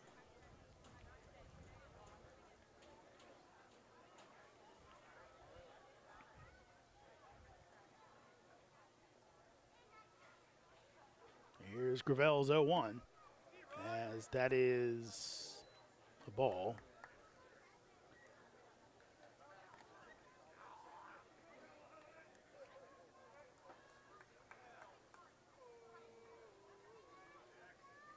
Gravel, we mentioned his time in the Valley. Here's the 1-1. That's fouled straight back at me. 1 point played in the New York Collegiate League in 2021, as long as he's been around. Played for the Syracuse Saltcats. I'm sure there is a cool little story behind that name. We might look it up for our next one. At least the next time we see Nick. Right now, he's trying to finish off his second save of the season. 1-2 count, 2 outs. Cannons leading it 6-3 as Ravel delivers, and that is going to miss high. So the game will continue. 2-2 count. Perrin Bland, number 9 hitters on deck. Gravel trying to not let this one go that far. Here's your 2-2 pitch. That is going to be popped up. It is high, sky high on the infield. Coming in and making the grab, almost dropping it, but Sanchez had to double clutch it. He makes the catch, and the Cannons come away with a win in their return to action after a long layoff here at Fireman's Field. All the rainouts kept them away from the home fans, but when they do get back in front of them, they give them a nice little show here. A 6-3 win. Cannons with 6 runs on 11 hits, 1 error. Cardinals with 3 runs on 3 hits, 1 error. Your winning pitcher in this contest, Nick Stazak, came on in relief of Corey Costello as he pitched 2 1/3 innings, getting the victory. Gave up no runs as all the runs were on Costello's ledger. Losing pitcher in this contest, that will go on Ryan Curl. Came on in relief in the 6th for Nicholas and gave up 3 runs as he takes the loss today. Cannons beat the Cardinals 6-3. Your next Cannons game is tomorrow night down at Stanton, 7:30 start. Catch out their broadcast, while your next home game for the Cannons will be on Monday as Purcellville will welcome in Covington, a 7 o'clock start. I'm Jeremy Huber. Once again, your final score from Fireman's Field. Cannons win, Cannons win, Cannons win. They beat the Cardinals 6-3. Good night, everybody.